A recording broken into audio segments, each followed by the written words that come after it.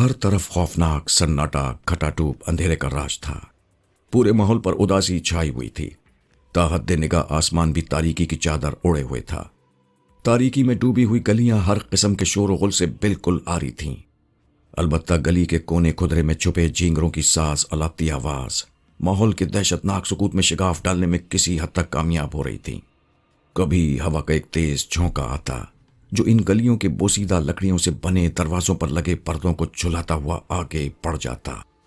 ان دروازوں کے اندر بسے لوگ اپنے اپنے بستروں میں دبکے پڑے گہری نیند سو رہے تھے۔ یہ موری پور گاؤں کے رات کا منظر تھا۔ گاؤں کے لوگ اکثر اپنے کاموں سے جلد فارغ ہو کر شام کا کھانا کھا کر جلد ہی سو جاتے۔ رات کے 9 بجے ہی آدھی رات کا گمہ ہونے لگتا، مگر گاؤں سے شہر جاتی اس سڑک پر اکثر آدھی رات کے دوران بھی گاڑیوں کا گزر ہوتا جو شاید انتہائی ضرورت کے وقت وہاں سے گزرتی، اور اس طرح سانوری کو اپنا شکار مل جاتا۔ آج بھی اس ویران اور سنسان سی سڑک پر کھڑی سانوری اپنے آنے والے شکار کا انتظار کر رہی تھی۔ سڑک کے آس پاس 2-2.5 فٹ کی خارتار جھاڑیاں اگی ہوئی تھیں۔ ان جھاڑیوں کے پاس ہی ایک بڑے سے پتھر پر بیٹھی اپنے شکار کا راستہ تک رہی تھی۔ آج وہ ہرے رنگ کا بنارسی لہنگا، آتشی رنگ کا بغیر بازو بلاؤز اور اس پر ہرے رنگ کا بڑا اور باریک سا دوپٹہ اوڑے بے حد حسین لگ رہی تھی۔ دوپٹے کے دونوں پلو پیچھے کی طرف ہوتے، جس کی وجہ سے اس کی قیامت برپا کرتی اور شعلہ اگلتی خوبصورتی اندھیرے میں بھی ہر کسی کو اپنی توجہ کا مرکز بنا دیتی۔ اس کے ہاتھوں میں کونیوں سے کلائیوں تک پہنچی سفید رنگ کی چوڑیاں تاریکی میں اسے مزید نمایاں کر رہی تھیں۔ چہرے کے ہر نقش میں بے پناہ معصومیت اور نشان سب تھے۔ جو اسے دیکھتا اسے یہی لگتا کہ جیسے دنیا بھر کے حسین چہروں کی دلاویز معصومیت ایک اسی چہرے میں سمٹ کر آ گئی ہے۔ وہ سرتپا حسن و شباب کی پیکر تھی، جس پر ایک مرد تو کیا ایک عورت کی بھی نظر پڑتی تو وہ بھی اپنی نظر اس کے حسین سراپے سے نہ ہٹا پاتی۔ وہ ہر کسی کو اپنی اسی خوبصورتی کی بدولت اپنے جال میں پھنسا لیتی۔ جو اسے دیکھتا وہ اپنے آپ کو بھول جاتا اور بے اختیار ہو کر سانوری کے پاس کھینچا چلا آتا۔ اس طرح وہ اپنی خوبصورتی کے پیچھے چھپا بھیانک روپ ظاہر کرتی اور بھوکے بھیڑیے کی طرح اس پر ٹوٹ پڑتی۔ تب جا کر وہ شخص ہوش میں آتا، مگر تب تک بہت دیر ہو چکی ہوتی۔ اس وقت تک وہ مکمل طور پر سانوری کے قبضے میں ہوتا اور تڑپ تڑپ کر اس کے سامنے اپنی جان دے دیتا۔ سانوری کو اس طرح بیٹھے اور انتظار کرتے کافی وقت گزر چکا تھا، مگر ابھی تک وہاں سے کسی کا گزر نہیں ہوا تھا، اس لیے وہ تھوڑی پریشان تھی۔ آج اسے نوا شکار کرنا تھا۔ اس سے پہلے وہ 8 لوگوں کو بھیانک موت کے گھاٹ اتار چکی تھی۔ اس کے بعد یعنی اگلے دن اسے آخری شخص کے خون سے اپنے حلق کو تر کرنا تھا، تب جا کر اس کا مقصد پورا ہوتا۔ اس کے بعد اسے اس دنیا میں دوبارہ کبھی نہیں آنا پڑے گا۔ ہر روز اس کی چال پہلے روز کی چال سے مختلف ہوتی۔ وہ مختلف طریقے اپنا کر لوگوں کو اپنے جلوے دکھاتی، حالانکہ لوگ اس کی خوبصورتی کو دیکھ کر تمام شک و شبہات کو بالائے طاق رکھ کر بے خود ہو کر اس کے جال میں پھنس جاتے، مگر پھر بھی وہ نہایت پھونک پھونک کر قدم اٹھا رہی تھی، کیونکہ اس دہشتناک اور روح فرسا امواج سے ہی اس کی زندگی کے حسین خواب جڑے تھے، جن کی تعبیر ان مراحل سے گزرے بغیر اسے نہیں مل سکتی تھی۔ یکدم سانوری کی آنکھوں میں چمک آ گئی۔ دور سے گاڑی کی ہیڈ لائٹ دیکھتے ہی وہ چوکنا ہو گئی۔ وہ اپنے نازک سے وجود کو سمیٹتے ہوئے ڈرامائی انداز سے سڑک پر چت لیٹ گئی اور کمر پر ہاتھ رکھ کے جھوٹے درد سے کررانے لگی۔ کار سانوری کے 2 گز کے فاصلے پر آ کر رک گئی۔ اس میں سے ایک 24-25 سالہ ہینڈسم اور وجیح شکل نوجوان پریشانی کی صورت میں کار سے ماجرا جاننے کی کوشش میں باہر نکلا۔ اپنے سامنے ایک پری نما وجود کو اس طرح تڑپتے دیکھ کر اس کے قدم تیزی سے سانوری کی جانب بڑھنے لگے۔ وہ اس کے سامنے جا کر رک گیا۔ تبھی سانوری نے اس طرح بھی کیفیت سے ٹوٹے ہوئے لفظوں میں کہا، مجھے بچا لو، میں اس تکلیف سے مر جاؤں گی۔ اس گھڑی سانوری کے چہرے پر بے پناہ درد سمٹ آیا، جو شاید اس نوجوان پر جادو کر گیا۔ نوجوان نے بنا سوچے سمجھے کہ اس ویرانے میں ایک اکیلی لڑکی کا اس طرح بن سنور کر اس تکلیف کی حالت میں ہونے کا کیا مطلب ہو سکتا ہے۔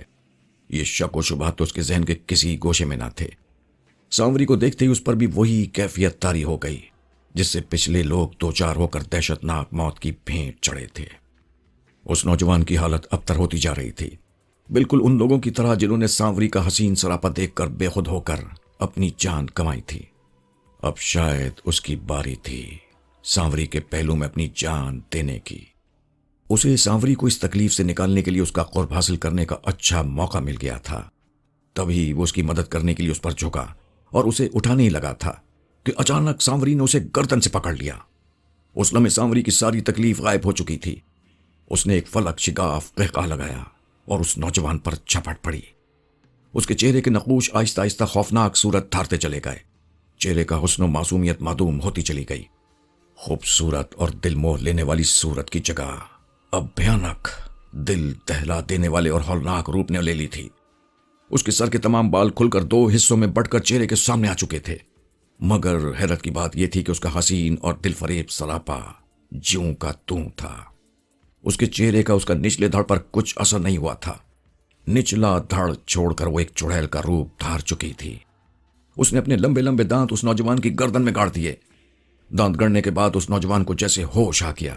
اس نے بلند آواز سے چیخنے چلانے اور ہاتھ پاؤں مارتے ہوئے اپنے آپ کو سانوری سے آزاد کرانے کی کوشش کی، مگر اس کا کوئی فائدہ نہیں ہوا، کیونکہ وہ پوری طرح سانوری کے قبضے میں آ چکا تھا، اور جو ایک دفعہ سانوری کے جال میں آ پھنستا پھر اس کے شکنجے سے نکلنا محال ہو جاتا۔ نوجوان کے حلق سے چند دلخراش آوازیں نکلیں۔ اس کے بعد اس نے ہاتھ پیر ہلانا بند کر دیے۔ سانوری اپنے دانت مسلسل اس کی گردن میں گاڑے اس کے جسم کا ایک ایک قطرہ خون نچوڑ چکی تھی۔ اس کے بعد اس کی سینہ چاک کر کے اس کا اندرونی اعضاء نکال کر بڑی رغبت سے کھانے لگی۔ جب وہ اپنا کام مکمل کر چکی تب وہ اٹھی اور اپنا منہ صاف کیا۔ چہرے پر مکارانہ مسکراہٹ لیے وہ اپنے ٹھکانے کی طرف بڑھنے لگی، مگر اس کے قدم اچانک رک گئے۔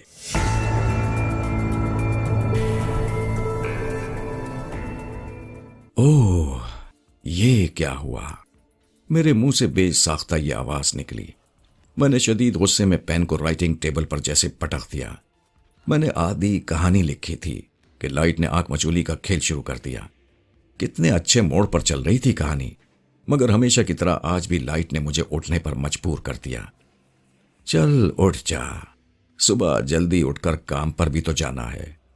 ویسے اچھا ہوا جو لائٹ چلی گئی، ورنہ تیرا 3 بجے سے پہلے اٹھنا تو محال تھا۔ میں نے کہانی کے تمام صفحات کو ایک طرف کرتے ہوئے خود کلامی کی۔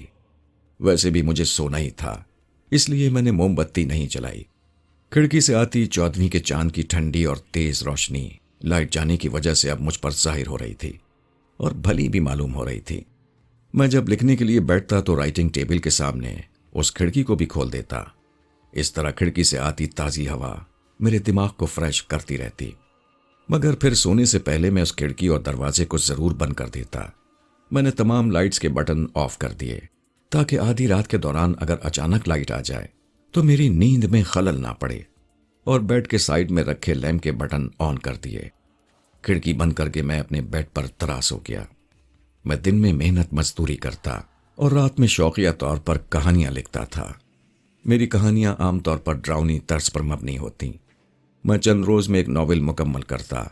اس کے ذریعے مجھے جتنے پیسے ملتے اس سے مجھے زندگی کی گاڑی کو آگے بڑھانے میں مزید مدد ملتی، کیونکہ ایک مزدور ہونے کی وجہ سے میری اتنی آمدنی نہیں تھی جو مجھے سکون سے زندگی بسر کرنے میں مدد دیتی۔ اس لیے کہانیاں لکھنے کا یہ شوق ایک طرح سے مجھے سہارا دیے ہوئے تھا۔ اس طرح کی کہانیاں لکھتے ہوئے میں ان میں کھو جاتا، مجھے اپنے ارد گرد کا جیسے ہوش ہی نہ رہتا۔ شاید یہی وجہ تھی کہ کہانی میں کھو جانے پر میں وہ تاثر ڈالنے میں کامیاب ہو جاتا کہ پڑھنے والا بھی جو کچھ پڑھ رہا ہوتا وہ سب کچھ اپنی آنکھوں کے سامنے ہوتا ہوا محسوس کرتا۔ شاید انہی وجوہات کی بنا پر میرے ناول کی بہت ڈیمانڈ تھی۔ میں اب تک بہت سارے ناول لکھ چکا تھا۔ ہر ڈائجسٹ کا ایڈیٹر میرے نام سے واقف تھا اور میرے ناول ہاتھوں ہاتھ لیتا۔ اس طرح میرا شوق بھی پورا ہو جاتا اور مجھے اچھا خاصا معاوضہ بھی مل جاتا۔ میری آنکھیں شدید نیند کی وجہ سے بوجھل ہو رہی تھیں۔ میں نے آنکھیں بند کر لیں۔ جلد ہی مجھے نیند بھی آ گئی۔ تقریباً آدھی رات کے قریب میری آنکھ کھلی کیونکہ میرے حلق میں کانٹے سے چبھ رہے تھے۔ میں بستر سے اٹھا، جگ میں پڑے پانی کو گلاس میں انڈیلا اور جلدی سے حلق سے نیچے اتار دیا۔ اب مجھے کچھ بہتر سا محسوس ہوا۔ میں دوبارہ اپنی جگہ پر آ کر دراز ہو گیا، مگر اس پل میری نیند غائب ہو چکی تھی۔ میں نے اپنی آنکھیں زبردستی بند کیں اور نیند آنے کا انتظار کرنے لگا۔ میری کوشش کچھ کامیاب ہوئی، مگر نیند کے ایک ہلکے خمار کے ساتھ ہی مجھے پازے پہنے کسی وجود کی چھن چھن کرتی آواز سنائی دی، جس نے نیند کے جھونکے کو کئی فٹ پیچھے دھکیل دیا۔ میرا ایک ایک رونگٹا کھڑا ہو چکا تھا۔ مجھے اچھی طرح محسوس ہوا تھا کہ چھن چھن کرتی آواز تیزی سے میرے سامنے سے ہو کر گزر گئی ہو۔ میں نے اپنے منہ سے کمبل ہٹا کر گردن گھما کر پورے کمرے کا جائزہ لیا، مگر وہاں کوئی نہیں تھا۔ یہ میرا وہم نہیں تھا، مجھے پورا یقین تھا کہ پازیب کی یہ آواز ضرور کسی کمرے میں موجود ہونے کا سندیشہ ہے۔ جب مجھے کوئی نظر نہیں آیا تو میں نے اپنی آنکھیں دوبارہ بند کر لیں اور اب اس آواز کا انتظار کرنے لگا۔ میرا شک صحیح گزرا، کیونکہ آنکھیں بند کرتے ہی مجھے وہی آواز دوبارہ سنائی تھی۔ میں نے اسی لمحے جھٹ سے آنکھیں کھول دیں، تب مجھے پازیب پہنے چن چن کرتی اس وجود کی سرسری سی جھلک دکھائی دی جو میرے سامنے سے تیزی سے گزر کر غائب ہو گئی۔ وہ ایک حسین اور نازک سی دوشیزہ تھی، جس کے صرف آدھے چہرے کی مجھے جھلک دکھائی تھی، جس نے سرخ رنگ کا عروسی لباس پہنا ہوا تھا اور بالکل دلہن کی طرح سجی سنوری ہوئی تھی۔ حالانکہ مجھے صرف اس کی ایک جھلک ہی دکھائی دی، وہ بھی صرف آدھا چہرہ۔ مجھے صرف اس کا آدھا چہرہ ہی دیکھ کر اتنا اندازہ ہوا کہ وہ بے پناہ خوبصورت دوشیزہ زیور سے آراستہ دلہن کے روپ میں موجود ہے۔ اسے اپنے کمرے میں دیکھ کر میرے ذہن میں لاتعداد سوالات ابھرنے لگے، جس نے مجھے اٹھا کر اس حسین پیکر کو تلاش کرنے پر مجبور کر دیا۔ اس کا میرے کمرے میں داخل ہونا ایک عجیب سی بات تھی، کیونکہ میں سونے سے پہلے ضرور کمرے کے دروازے کو بند کیا کرتا تھا۔ مجھے اچھی طرح یاد تھا کہ اس بار بھی سونے سے قبل کنڈی لگا کر ہی سویا تھا۔ پھر اس لڑکی کا میرے کمرے میں داخل ہونا اس کو غیر مرئی مخلوقی ظاہر کر رہا تھا۔ خیر، مجھے اس بات سے ڈر نہیں لگ رہا تھا، کیونکہ میں ایک مضبوط اعصاب کا مالک ہوں اور خوف نام کا لفظ میں اپنی زندگی کی ڈکشنری میں بالکل نہیں رکھتا۔ وہ جو بھی تھی نہایت ہی حسین تھی، میری آنکھیں اسے دوبارہ دیکھنا چاہتی تھیں۔ میں جلدی سے بستر سے اٹھا اور اسے تلاش کرنے لگا۔ میں نے چند دموں میں پورا کمرہ چھان مارا، مگر وہ کہیں نظر نہیں آئی۔ اچانک کھڑکی کے پردے کے پیچھے مجھے اس کے دوپٹے کا پلو نظر آیا۔ میں جلدی سے کھڑکی کے پردے کے پاس پہنچا۔ میرا دل تیزی سے دھڑک رہا تھا، مگر اتنا ہی، اسے جاننے اور دیکھنے کا اشتیاق میرے دل میں زور پکڑ رہا تھا۔ میرے ہاتھ اس پردے کی طرف بڑھے ہی تھے کہ میری نظروں سے وہ پلو اچانک غائب ہو گیا۔ مجھے حیرت کا ایک شدید جھٹکا لگا۔ میں نے اسی لمحے پردے کو ایک جھٹکے سے ہٹایا، مگر وہاں کسی کو نہ پا کر میرے دل میں پہلی بار خوف کی ایک لہر ابھری۔ اچانک مجھے اپنے عقب سے چھن چھن کرتی آواز پھر سے ابھرتی ہوئی سنائی دی۔ میں بجلی کی سی صورت سے پیچھے مڑا، مگر اس بار بھی میری آنکھوں نے وہاں کسی کو نہیں پایا۔ اس بار وہ ساز الاپتی چھن چھناتی ہوئی آواز رکی نہیں، بلکہ اسی طرح کمرے کے پرسکون ماحول کو چیرتی ہوئی بڑھتی گئی، مگر اس پائل کے ساز کو چھیڑنے والی ہستی میری نظروں سے اوجھل تھی۔ وہ آواز مسلسل چھن چھن کرتی جیسے پورے کمرے میں چکر کاٹ رہی تھی، گویا پائل کی اس دھن پر کوئی رقص کر رہا ہو۔ میں اپنے چاروں طرف ہزیانی سی کیفیت سے دیکھتا جاتا، مگر وہ میری نظروں سے اوجھل چھن چھناتے ہوئے پورے کمرے میں اور میرے ارد گرد گھوم رہی تھی۔ مجھے یہ سب بہت عجیب سا لگ رہا تھا۔ اب یہ آواز میرے دل و دماغ پر بہت بھاری گزر رہی تھی۔ وہ جو کوئی بھی تھی، میرے سامنے کیوں نہیں آ رہی تھی؟ مجھے اس طرح پریشان کرنے کا آخر اس کا مقصد کیا تھا؟ شاید وہ مجھے خوف زدہ کرنا چاہتی ہے، مگر اب تک مجھے ہراساں کرنے میں وہ کامیاب نہیں ہوئی تھی۔ اس کی پائل کی آواز سے اب میرے کان پھٹے جا رہے تھے، مگر اس نے اب تک اپنے آپ کو ظاہر نہیں کیا تھا۔ وہ غائبانہ حالت میں اپنی پائل کی آواز سے مسلسل جیسے میرے ارد گرد گھوم رہی تھی۔ اس کی اس حرکت پر میری حالت عجیب ہوتی جا رہی تھی۔ آج میرے ساتھ جو کچھ پیش آ رہا تھا وہ کسی فلم یا ایک کہانی کا خوفناک اور بھیانک حصہ لگ رہا تھا۔ میں نے بہت ساری دہشتناک، بھیانک، خوفناک اور روح فرسا ناول لکھے تھے، مگر کبھی بھی مجھے اس طرح کی کسی بھی صورتحال کا سامنا نہیں ہوا تھا۔ میرا خود بھی یہی خیال تھا کہ یہ سب باتیں صرف کہانیوں کی حد تک ہوتی ہیں۔ کہانیوں سے ہٹ کر ان کا ایسا کوئی وجود نہیں، اگر ہے بھی تو انسانی دنیا میں آ کر ڈرانے یا کسی قسم کا نقصان پہنچانے کی ان کی ہمت تک نہیں ہوتی۔ ایسا تو بالکل ہو ہی نہیں سکتا جیسے ان کے متعلق بیان کیا جاتا ہے۔ کوئی بھی کہانی ہمیں کتنا ہی سحر میں چکر لے، مگر حقیقت سے ان کا دور دور تک کوئی تعلق نہیں ہوتا۔ میں نے اب تک اپنے ناول میں ایسے ایسے دل خراش منظر کھینچے تھے کہ پڑھنے والا حتیٰ کہ میں خود بھی پوری کہانی لکھنے کے بعد اسے پڑھنے کے لیے بیٹھتا تو کسی ڈراؤنے سین پر میرے رونگٹے بھی کھڑے ہو جاتے، مجھ پر بھی عجیب سی کیفیت طاری ہو جاتی۔ مگر میری اس وقت کی کیفیت ان تمام پر بھاری تھی۔ اس پائل کی آواز نے مجھ جیسے ایک مضبوط اعصاب کا ہونے کے باوجود بھی میری حالت عجیب کر دی تھی۔ اس سے مجھے اتنا خوف تو محسوس نہیں ہو رہا تھا، مگر اس کی پائل کی آواز مجھ پر اندیکھا سا بوجھ ڈال رہی تھی۔ میں اپنے آپ کو سنبھال نہیں پا رہا تھا۔ نہ جانے وہ کون سی مخلوق تھی جس کا غائبانہ موجودگی سے مجھے اپنے کندھوں پر بوجھ سا محسوس ہو رہا تھا۔ مجھے ایسا لگ رہا تھا کہ وہ مجھ پر حاوی ہونے کی کوشش کر رہی ہے۔ کون ہو تو تم مجھ سے آخر چاہتی کیا ہو؟ میں نے ہجانی سی کیفیت میں غیر ارادی طور پر آخر بول ہی دیا۔ میرے اس سوال پر کوئی جواب نہیں آیا، البتہ چاروں طرف پائل کی گونجتی ہوئی آواز اچانک تھم گئی۔ میں اپنی اسی کیفیت سے دوبارہ بولا، تم جو بھی ہو میرے سامنے آؤ۔ اگر تم یہ سمجھتی ہو کہ تم مجھے اس طرح خوفزدہ کر لو گی تو یہ تمہاری بھول ہے۔ میں نہیں جانتا کہ تم کون ہو اور میرے پاس کیوں آئی ہو، مگر مجھے اتنا تو یقین ہے کہ تمہارے آنے کی کوئی نہ کوئی وجہ ضرور ہے۔ وہ کیا وجہ ہے یہ میں جاننا چاہتا ہوں۔ سامنے آؤ، میں کہتا ہوں کہ میرے سامنے آؤ، میں نے اس بار جیسے چلاتے ہوئے کہا۔ میرا اتنا کہنے پر اس آواز نے کمرے میں آئے چند دموں کے سکوت کو پھر سے توڑ ڈالا اور پھر اسی آواز سے میرے آس پاس گھومنے لگی۔ اب یہ آواز مجھ سے بالکل برداشت نہیں ہو رہی تھی۔ اس نے مجھ پر نیم پاگل کی سی کیفیت طاری کر دی تھی۔ میں دیوانوں کی طرح خلا میں ہاتھوں کو ٹٹولتے ہوئے پورے کمرے میں اس نظر نہ آنے والے وجود کو پکڑنے کی کوشش کرنے لگا۔ جس طرف سے آواز آتی میں تیزی سے اس طرف جا کر اسے اپنے ہاتھوں میں لینے کی کوشش کرتا۔ شاید اس طرح کرتے ہوئے وہ میرے ہاتھ لگ جاتی اور میں اسے اس طرح کرنے سے باز رکھتا، مگر یہ میرے پاگل پن کے سوا کچھ نہ تھا۔ آخر تھک ہار کر میں دونوں ہاتھوں سے اپنا سر پکڑتا ہوا بیٹھتا چلا گیا۔ میں اس نظر نہ آنے والے حسین پیکر سے ہار چکا تھا۔ میرا پورا جسم پسینے سے شرابور ہو چکا تھا۔ میرے دل کی رگیں اس آواز سے پھٹی جا رہی تھیں۔ میرے یوں بے بس ہو کر اور تھک ہار کر بیٹھ پر بیٹھ جانے سے پھر سے وہ آواز آہستہ آہستہ مدھم ہوتی ہوئی تھم گئی۔ مجھے اس پر بڑا غصہ آ رہا تھا۔ وہ مجھ سے کیا چاہتی ہے؟ مجھے کیوں پاگل کیے جا رہی ہے؟ آخر اس کا مقصد کیا ہے؟ میں آواز کے از خود تھم جانے پر بھی آنکھیں بند کر کے اور گردن نیچے کیے اسی طرح بیٹھا رہا۔ مجھے ڈر تھا کہ اگر میں نے اپنی گردن اٹھائی اور پھر سے اسے تلاش کرنے کی کوشش کی تو شاید میں چھائے ہوئے اس سکوت کو پھر سے گنوا بیٹھوں گا اور اس بار وہ اپنی پائل کی آواز سے مجھے پاگل ہی نہ کرتے۔ اچانک میرے کانوں میں کسی نسوانی آواز نے آہستہ سے سرگوشی کی، سانوری۔ اس آواز سے جیسے میرے پورے جسم میں کرنٹ سے دوڑ گیا۔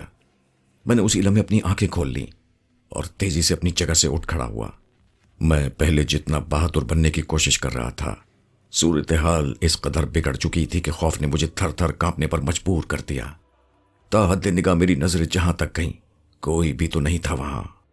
خوف کی وجہ سے اب مجھ سے چلا بھی نہیں جا رہا تھا۔ میں لرزتے قدموں کے ساتھ آگے بڑھا۔ میرے ذہن میں جھماکے سے ہونے لگے تھے، کیونکہ میرے کانوں میں جو آواز گونجی تھی وہ تو میری حالیہ ادھوری کہانی کے خونی اور بھیانک کردار کا نام ہے، جو میری کہانی کے مطابق لوگوں کو بھیانک موت کے گھاٹ اتارنے والی ایک بے پناہ حسین دوشیزہ کے روپ میں ایک چڑیل تھی۔ اب مجھے یاد آیا کہ جب پہلی بار چھن چھن کرتے ہوئے مجھے اس کی ایک سرسری سی جھلک دکھائی دی تھی، وہ لڑکی بھی تو بالکل اسی طرح تھی جس طرح کہانی میں نے اس کے لباس اور خوبصورتی کا نقشہ کھینچا تھا۔ تو کیا یہ وہی ہے؟ نہیں، یہ نہیں ہو سکتا۔ بھلا ایک کہانی کا کردار حقیقت کا روپ کس طرح دھار سکتا ہے؟ نہیں، یہ سانوری نہیں ہو سکتی۔ میرا دماغ بری طرح الجھتا جا رہا تھا۔ میں ابھی تک سمجھ نہیں پا رہا تھا کہ یہ حقیقت ہے یا محض پھر ایک خواب۔ میرے دماغ میں سوالات کا ایک طوفان برپا تھا اور اسی کے اندر ڈبکیاں لگاتے ہوئے میں پورے کمرے کو دیکھ چکا تھا۔ وہ اب بھی میری نظروں سے اوجھل تھی۔ اس پائل کی آواز کے بعد کانوں میں سانوری کے نام سے بازگشت ہو کر کمرہ ایک دم ہولناک سناٹے میں نہا گیا تھا۔ آخر تم کون ہو؟ کیوں مجھے پریشان کر رہی ہو؟ میں نے غصے اور ہلکے خوف کی ملی جلی کیفیت سے کہا۔ یہ تم اچھی طرح جانتے ہو۔ مجھے اپنے عقب سے کرخت آواز سنائی تھی۔ میں تیزی سے پیچھے مڑا۔ جس نے مجھے پچھلے آدھے گھنٹے سے نیم پاگل کر کے مجھ پر ایک عجیب سی کیفیت طاری کر دی تھی، اب وہ میرے سامنے کھڑی تھی، مگر مجھے اس کی صرف پشت نظر آ رہی تھی، وہی لباس جو سانوری پہنا کرتی تھی، لمبا بنارسی لہنگا بغیر بازو کے بلاؤز اور سر پر باریک دوپٹہ جس کے دونوں پلو پیچھے کی طرف تھے۔ اس کی پشت دیکھ کر اندازہ ہو رہا تھا کہ وہ بے پناہ خوبصورت جسم کی مالک ہے۔ پہلے تو میں اسے ڈھونڈنے کے لیے کمرے میں چکرا رہا تھا، مگر اب جب کہ اس نے اپنے آپ کو ظاہر کر دیا تھا تو میرا دل ایک انجانے خوف سے اس طرح دھڑک رہا تھا گویا ابھی باہر نکل پڑے گا۔ میں لرزتے قدموں کے ساتھ اس کی طرف بڑھ رہا تھا، اس کا منہ ابھی تک دوسری ہی طرف تھا، میں نہ چاہتے ہوئے بھی اس کی طرف بڑھتا چلا جا رہا تھا۔ میری آنکھوں کے سامنے وہی منظر گھومنے لگا جو سانوری اپنے ہر شکار کا کیا کرتی تھی۔ یہ سب جانتے ہوئے بھی میرے قدموں کو نہ جانے کیا ہو گیا تھا کہ اس کی طرف بڑھتے ہی جا رہے تھے۔ حالانکہ یہ ایک عجیب بات تھی کہ ایک کہانی کا کردار زندہ ہو کر سامنے کھڑا ہو۔ حالات تو مجھے چیخ چیخ کر بتا رہے تھے کہ میرے سامنے سانوری ہی کھڑی ہے، مگر ایک طرف میرا دل یہ قطعی نہیں مان رہا تھا کہ ایسا بھی ہو سکتا ہے۔ خرامہ خرامہ چلتے چلتے میرے اس کے درمیان 1.5 گز کا فاصلہ رہ گیا تھا۔ تب میرے قدم از خود رک گئے۔ تم اچھی طرح جانتے ہو کہ میں کون ہوں، ایک دفعہ پھر اس نے اپنے اسی لہجے میں کہا، اور اس کے ساتھ ہی اس نے اپنا چہرہ میری طرف موڑ لیا۔ اس کا چہرہ میری طرف کرنے کی دیر تھی کہ وہ کمرہ جہاں لیمپ کی روشنی ہونے کی وجہ سے تھوڑا تاریکی میں ڈوبا ہوا تھا، ہر طرف سفید دودھیا روشنی پھیل گئی۔ اب اس کی ایک ایک چیز مجھ پر صحیح طرح ظاہر ہو گئی تھی۔ میں اپنی کہانی میں جس قدر اس کی خوبصورتی کا نقشہ کھینچتا تھا وہ اس سے کہیں اور زیادہ خوبصورت تھی۔ وہ اپنی بڑی بڑی آنکھوں سے مسلسل مجھے دیکھ رہی تھی۔ وہ دلہن بنی ایسی لگ رہی تھی کہ کہانی والی سانوری کی خوبصورتی پر جیسے گرہن لگ گیا تھا۔ اب اس کے چہرے سے ہٹ کر میری نظریں اس کے لباس پر پڑیں۔ اس کا جسم سرخ رنگ کے اسی عروسی لباس کو بے پناہ حسن دے رہا تھا۔ وہ واقعی قدرت کا ایک انوکھا شاہکار تھی۔ اسے پری یا اپسرا کا نام بھی دیا جائے تو وہ بھی اس کے حسن میں گستاخی تھی۔ مجھے ایسا لگ رہا تھا کہ میں نے اپنی کہانی میں اس کی خوبصورتی پر صرف ایک ہی سطر لکھی ہو، کیونکہ وہ جس قدر حسین تھی اسے الفاظ میں ڈھالنا مشکل ہے۔ میری آنکھوں نے آج سے پہلے تمام حدوں کو پار کرتی ہوئی ایسی خوبصورتی کبھی نہیں دیکھی تھی۔ وہ میری آنکھوں میں آنکھیں ڈالے، چہرے پر ایک عجیب سی مسکراہٹ لیے اپنی پرکشش نیلگوں آنکھوں سے مسلسل دیکھے جا رہی تھی۔ کیا تم واقعی نہیں جانتے کہ ہم کون ہیں؟ اس نے اپنے خوبصورت لبوں کو جنبش دی۔ اس کی آواز جیسے میرے کانوں میں گھنٹیاں سی بجانے لگی۔ میں ایک دم سے خیالوں کی دنیا سے باہر نکل آیا، جیسے مجھے ایک حسین سا خواب دیکھتے ہوئے جھنجھوڑ کر اٹھا دیا گیا ہو۔ میں اس حسین پیکر کو دیکھتے ہوئے اس قدر کھو گیا تھا کہ مجھے دنیا و مافیہا کی کچھ خبر نہ رہی تھی۔ مجھے پہلی بار کسی حسن نے اتنا متاثر کیا تھا، مگر شاید اس کے شعلہ اگلتے وجود نے میری آنکھوں پر اس کے منفی پہلو پر پردہ ڈال دیا تھا۔ شاید اس کے حسن کے پیچھے چھپے بھیانک روپ کو میں بھول چکا تھا۔ اس کی آواز نے مجھے واپس اپنی دنیا میں لا کر سانوری کی حقیقت میری آنکھوں کے سامنے کر دی۔ بولو نا، کیا تم ہمیں نہیں جانتے؟ اس نے دوبارہ کہا۔ تو تم گھبراہٹ کی وجہ سے میری آواز حلق میں ہی پھنس کر رہ گئی۔ ہاں، میں سانوری ہوں، اس نے جھٹ سے جواب دیا۔ مگر تمہارا وجود کس طرح؟ کیوں نہیں ہو سکتا ساحل شیخ؟ ہمیں اپنے سامنے پا کر اب بھی پوچھ رہے ہو کہ ہمارا وجود کس طرح ہو سکتا ہے؟ اس نے میری گھبراہٹ سے لرزتی آواز کو بیچ میں ہی کاٹ کر میرا نام لیتے ہوئے کہا۔ کیوں ساحل؟ تمہیں تو ایسے وجود پر کوئی یقین ہی نہیں تھا، تم تو اپنے آپ کو بہت بہادر سمجھتے تھے۔ اب ہمیں اپنے سامنے پا کر تمہاری گھگی کیوں بن گئی؟ بولو کیوں خوف کھا رہے ہو ہم سے؟ کیا تمہیں خوشی نہیں ہو رہی ہے اپنی ادھوری کہانی کے حقیقی کردار سانوری سے ملتے ہوئے؟ تمہاری دنیا کے لوگ تو ہمیں دیکھتے ہی ہم پر مر مٹے، ایک تم ہو ہمیں دیکھ کر ہم سے خوف کھا رہے ہو۔ وہ لبوں پر دھیمی مسکراہٹ لیے مجھ سے ہم کلام تھی۔ اس کی باتوں سے مجھے اپنے دماغ میں کن کھجورے سے دوڑتے ہوئے محسوس ہو رہے تھے۔ نہیں، یہ نہیں ہو سکتا، تمہارا وجود قطعی نہیں ہو سکتا، تمہارا وجود صرف کہانی کے بے جان لفظوں میں ہے، اس سے ہٹ کر تمہاری کوئی حقیقت نہیں ہو سکتی۔ یہ تو تمہیں یقین کرنا پڑے گا کہ تمہارے سامنے सांवरी ही खड़ी है, और मुझे इल्म है कि तुम्हारे दिलो दिमाग ने कबूल कर लिया है मैं सांवरी हूं, मगर तुम हकीकत से मुंह फेर रहे हो, जिसका कोई फायदा नहीं है। और दूसरी बात, मैं तुम्हें कोई नुकसान नहीं पहुंचाऊंगी। तुम परेशान मत हो। मैं तुमसे कुछ कहने, तुम्हें कुछ बताने, कुछ सुनाने आई हूं। अब वो जिस तरह मुझसे हम कलाम थी, उसने मेरे खौफ को किसी हद तक कम किया। उसके लहजे में मुझे अब की बार मोहब्बत की एक झलक नजर आई, जिसने मेरे तेजी से धड़कते दिल की धड़कनों को कुछ तरतीब दिया। उसके लहजे के धीमेपन ने मुझे मजबूर किया कि मैं उसकी बातों पर परेशान होने के बजाय यकीन करूं। मैं अपने दिमाग से उसके मनफी पहलू को भुलाकर मुस्बत पहलू का जायजा लेने लगा।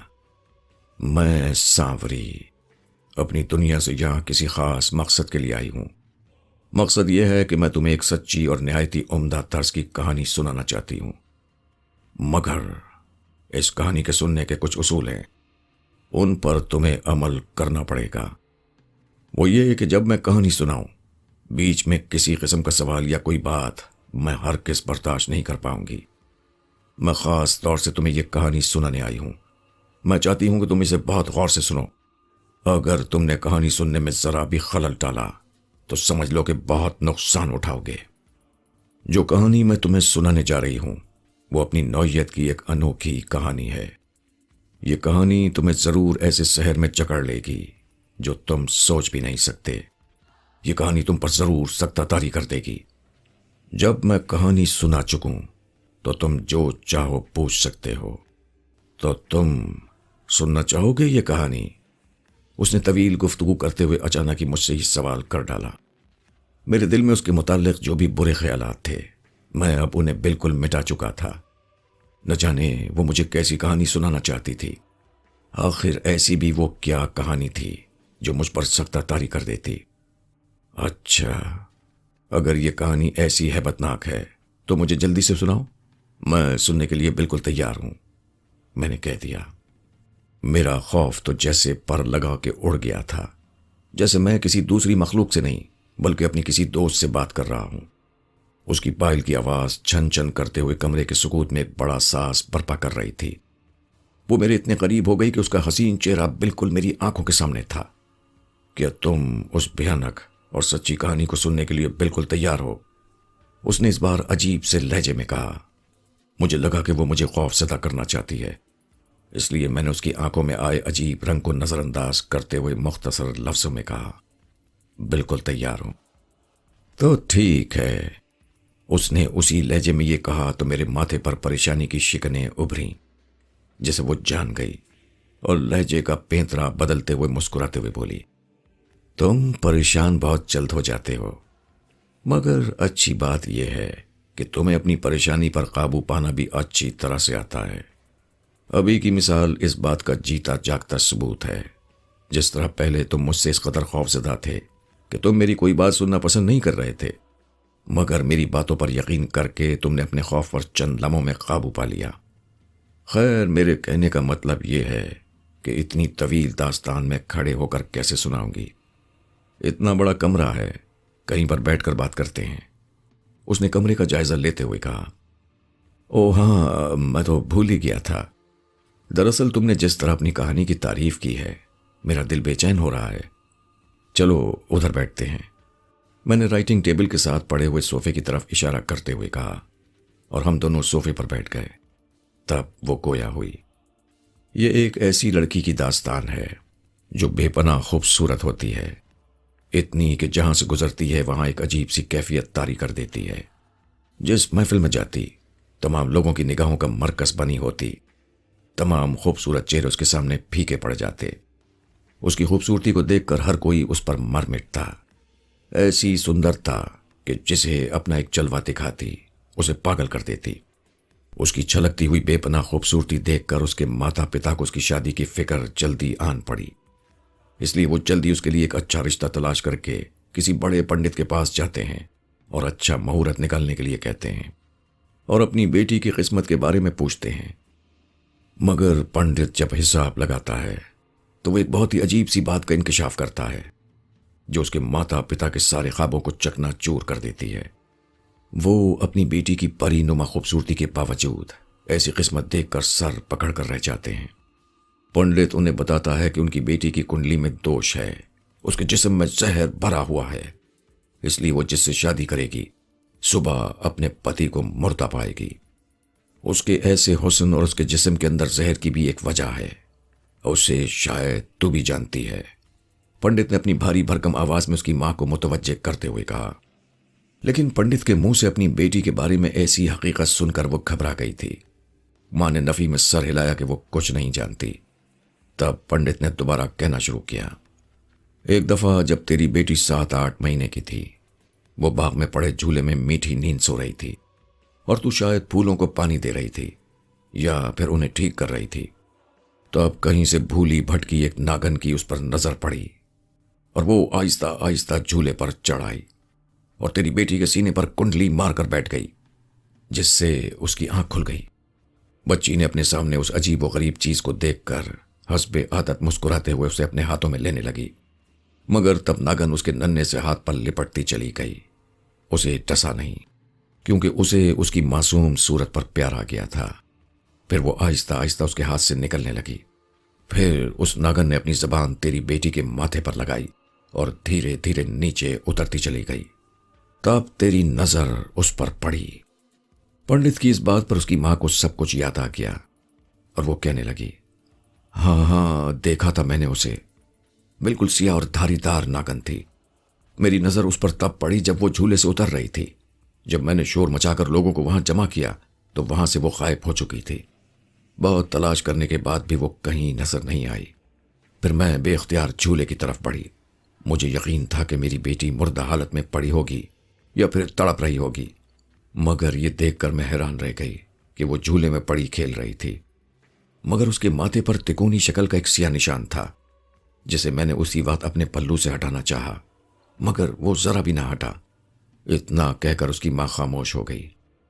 پنڈت نے پھر بتانا شروع کیا، وہ سیاہ نشان اس وقت تو نہیں مٹا، مگر رفتہ رفتہ وہ تیری بیٹی کے جسم میں اترتا ہوا غائب ہو گیا۔ وہ نشان زہر بن کر تیری بیٹی کے جسم کی ایک ایک نس میں بھرتا چلا گیا۔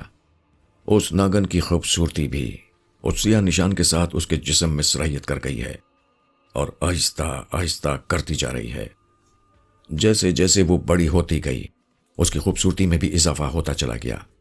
جب سے اس نے جوانی کی دہلیز پر قدم رکھا ہے، وہ بے حد خوبصورت بن چکی ہے۔ وقت کے ساتھ ساتھ ناگن کی خوبصورتی اور زہر کی آمیزش اس کے ماتھے سے اس سیاہ نشان کو مٹا چکی تھی۔ ناگن کا زہر تیری بیٹی کے جسم میں دوڑ رہا ہے۔ وہ زہر تیری بیٹی پر تو کچھ اثر نہیں کر رہا ہے، مگر جس سے وہ شادی کرے گی صبح اسے مردہ پائے گی۔ پنڈت اپنی ساری بات بتا کر خاموش ہو گیا۔ تمام باتیں سن کر اس کے ماں باپ روتے دھوتے اس کی قسمت کو کوستے وہاں سے جانے لگے۔ تب پنڈت نے انہیں روک لیا اور کہا، اگر اس زہر کو ختم کرنا ہے تو اس کے لیے بڑا ہی کٹھن عمل کرنا پڑے گا۔ تیری بیٹی کے لیے بالکل آسان ہے، کیونکہ وہ جس قدر حسین ہے اسے کوئی مشکل نہیں ہوگی، مگر احتیاط بہت ضروری ہے۔ وہ عمل یہ ہے کہ اسے انسانوں کی دنیا میں جا کر 10 مردوں کے خون سے اپنے حلق کو تر کرنا ہے۔ وہ ہر رات سچ سنور کر انسانوں کی دنیا میں جائے اور مردوں کو اپنے حسن کے جال میں پھنسا کر اسے مار ڈالنے کے بعد اس کے خون سے اپنے حلق کو تر کرے۔ ویسے بھی دنیا کے انسان اس کی خوبصورتی پر مر مٹیں گے، اس لیے اس کے لیے یہ کام اتنا مشکل نہیں ہوگا۔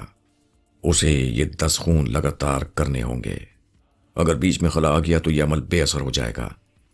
پنڈت نے یہ تمام باتیں اس کے ماتا پتا کے گوش گزار کر دیں۔ اس کے ماں باپ نے پنڈت کی باتوں پر بہت غور و فکر کیا اور سوچنے لگے کہ آخر وہ یہ بات اپنی بیٹی سے کیسے کریں۔ آخر ان دونوں کے باہمی فیصلے نے یہ طے کیا کہ وہ یہ بات اپنی بیٹی سے نہیں کریں گے۔ ان کے ذہن میں ایک یہ بھی خیال تھا کہ کیا پتہ پنڈت نے وہ تمام باتیں محض انہیں پریشان کرنے کے لیے اور ان کی بیٹی کے حسن سے جلتے ہوئے کہتی ہوں، مگر اس کی ماں کے پاس گزرا ہوا آنکھوں دیکھا واقعہ اس بات کا ثبوت تھا کہ پنڈت کی باتوں میں واقعی سچائی تھی۔ اس لیے وہ چاہتے ہوئے بھی اس بات سے انکار نہیں کر سکتے تھے کہ ان کی بیٹی واقعی شادی کے لائق نہیں ہے، مگر ان کے دل میں نہ جانے کیا سمایا کہ وہ اپنے دل کو مضبوط کرتے ہوئے اپنی بیٹی سے حقیقت چھپاتے ہوئے اور خاص طور پر پنڈت کی باتوں کو آزماتے ہوئے اس کی شادی کر دی۔ وہی ہوا جو پنڈت نے کہا تھا۔ صبح اس کے پتی کے منہ سے جھاگ نکل رہی تھی۔ اس کا پورا جسم سیاہ پڑ گیا تھا۔ وہ پلنگ سے اوندے منہ گر پڑا تھا۔ اس نے اپنے پتی کو اس حالت میں دیکھا تو پریشان ہو گئی۔ اسے سیدھا کیا تو وہ مر چکا تھا۔ جب حقیقت سچ بن کر اس کے ماں باپ کے سامنے آ ہی گئی تو انہوں نے اپنی بیٹی کو پنڈت کی تمام باتوں سے آگاہ کیا، مگر وہ اپنی پتی کی اس ناگہانی موت پر اس قدر گھبرا گئی تھی کہ اس نے اپنے ماں باپ کی کسی بات پر یقین نہیں کیا۔ اس نے اپنی پتی کی موت کو محض ایک اتفاق سمجھا کہ سونے میں کسی بھولے بھٹکے سانپ نے اسے ڈس لیا ہوگا۔ وہ اس بات کو ماننے کے لیے قطعاً تیار نہیں تھی کہ اس کی موت اس کی وجہ سے ہوئی ہے۔ یہ بات پنڈت، اس کے ماں باپ اور اس کے علاوہ کوئی نہیں جانتا تھا کہ اس کی کنڈلی میں دوش ہے۔ اب بھی ہر کوئی اس سے شادی کرنے کے لیے بے چین تھا۔ تبھی اس نے دوسری شادی کرنے کا سوچا۔ دراصل وہ یہ شادی اس لیے کرنا چاہتی تھی کہ آیا پنڈت کی بات سچ ہے یا پھر اس کے پہلے پتی کی موت واقعی ایک اتفاق تھا۔ مگر اس بار بھی پنڈت کی کہی ہوئی بات سچ ثابت ہوئی۔ اگلی صبح اس کا دوسرا پتی بھی اسی حالت میں پایا گیا۔ اس نے اسی وقت فیصلہ کر لیا کہ وہ اپنے جسم سے زہر کو زائل کرنے کے لیے ضرور پنڈت کے بتائے ہوئے طریقے پر عمل کرے گی۔ اس طرح وہ ہر روز انسانوں کی دنیا میں جاتی ہے اور ہر رات ایک نوجوان کو بہلا پھسلا کر اسے بھیانک موت کے گھاٹ اتارتی۔ اب صرف ایک خون باقی ہے۔ اتنا کہہ کر وہ خاموش ہو گئی۔ اس کی آنکھوں میں عجیب و غریب سی چمک تھی جو اس کے دل کا حال ظاہر کر رہی تھی۔ میں حیرت کی تصویر بنے اس کے منہ سے نکلتے ایک ایک لفظ کو اب تک سنتا آیا تھا اور چاہتے ہوئے بھی اپنے منہ سے ایک لفظ بھی نہیں نکال پایا تھا۔ معلوم نہیں اس میں بیچ میں نہ بولنے کی دھمکی کا خلل تھا یا پھر اس کے منہ سے لفظ بہ لفظ نکلے اپنی ہی کہانی سنانے کی وجہ سے۔ اس کہانی نے مجھ پر واقعی سخت اثر طاری کر دیا تھا۔ اس نے یہ کہانی بالکل اسی طرح سنائی تھی جس طرح میرے ذہن نے اسے تخلیق کیا تھا، اور میں یہ کہانی جہاں تک لکھ چکا تھا بس اس کہانی کا اختتام باقی تھا جو نہ ہی میں نے سوچا تھا اور نہ ہی اس کے لبوں نے اگلا تھا۔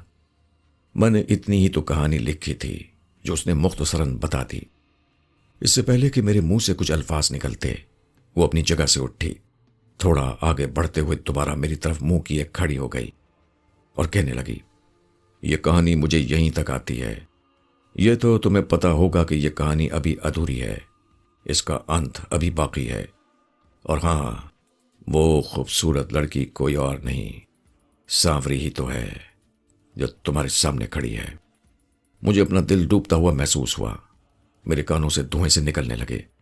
میں اپنے آپ کو بالکل بھی نہیں سنبھال پا رہا تھا۔ اس کا تو انداز گفتگو ہی بدل گیا تھا۔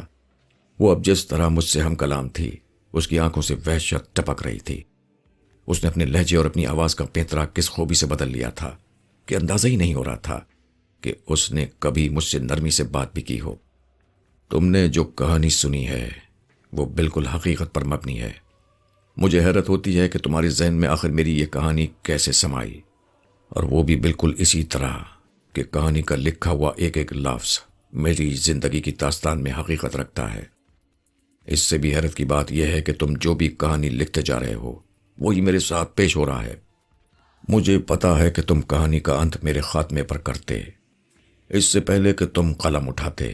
میں کہانی کا رخ بدلنے کے لیے اپنی کہانی کے رائٹر کے سامنے کھڑی ہوں، اپنی کہانی کا اچھا انت کرنے کے لیے۔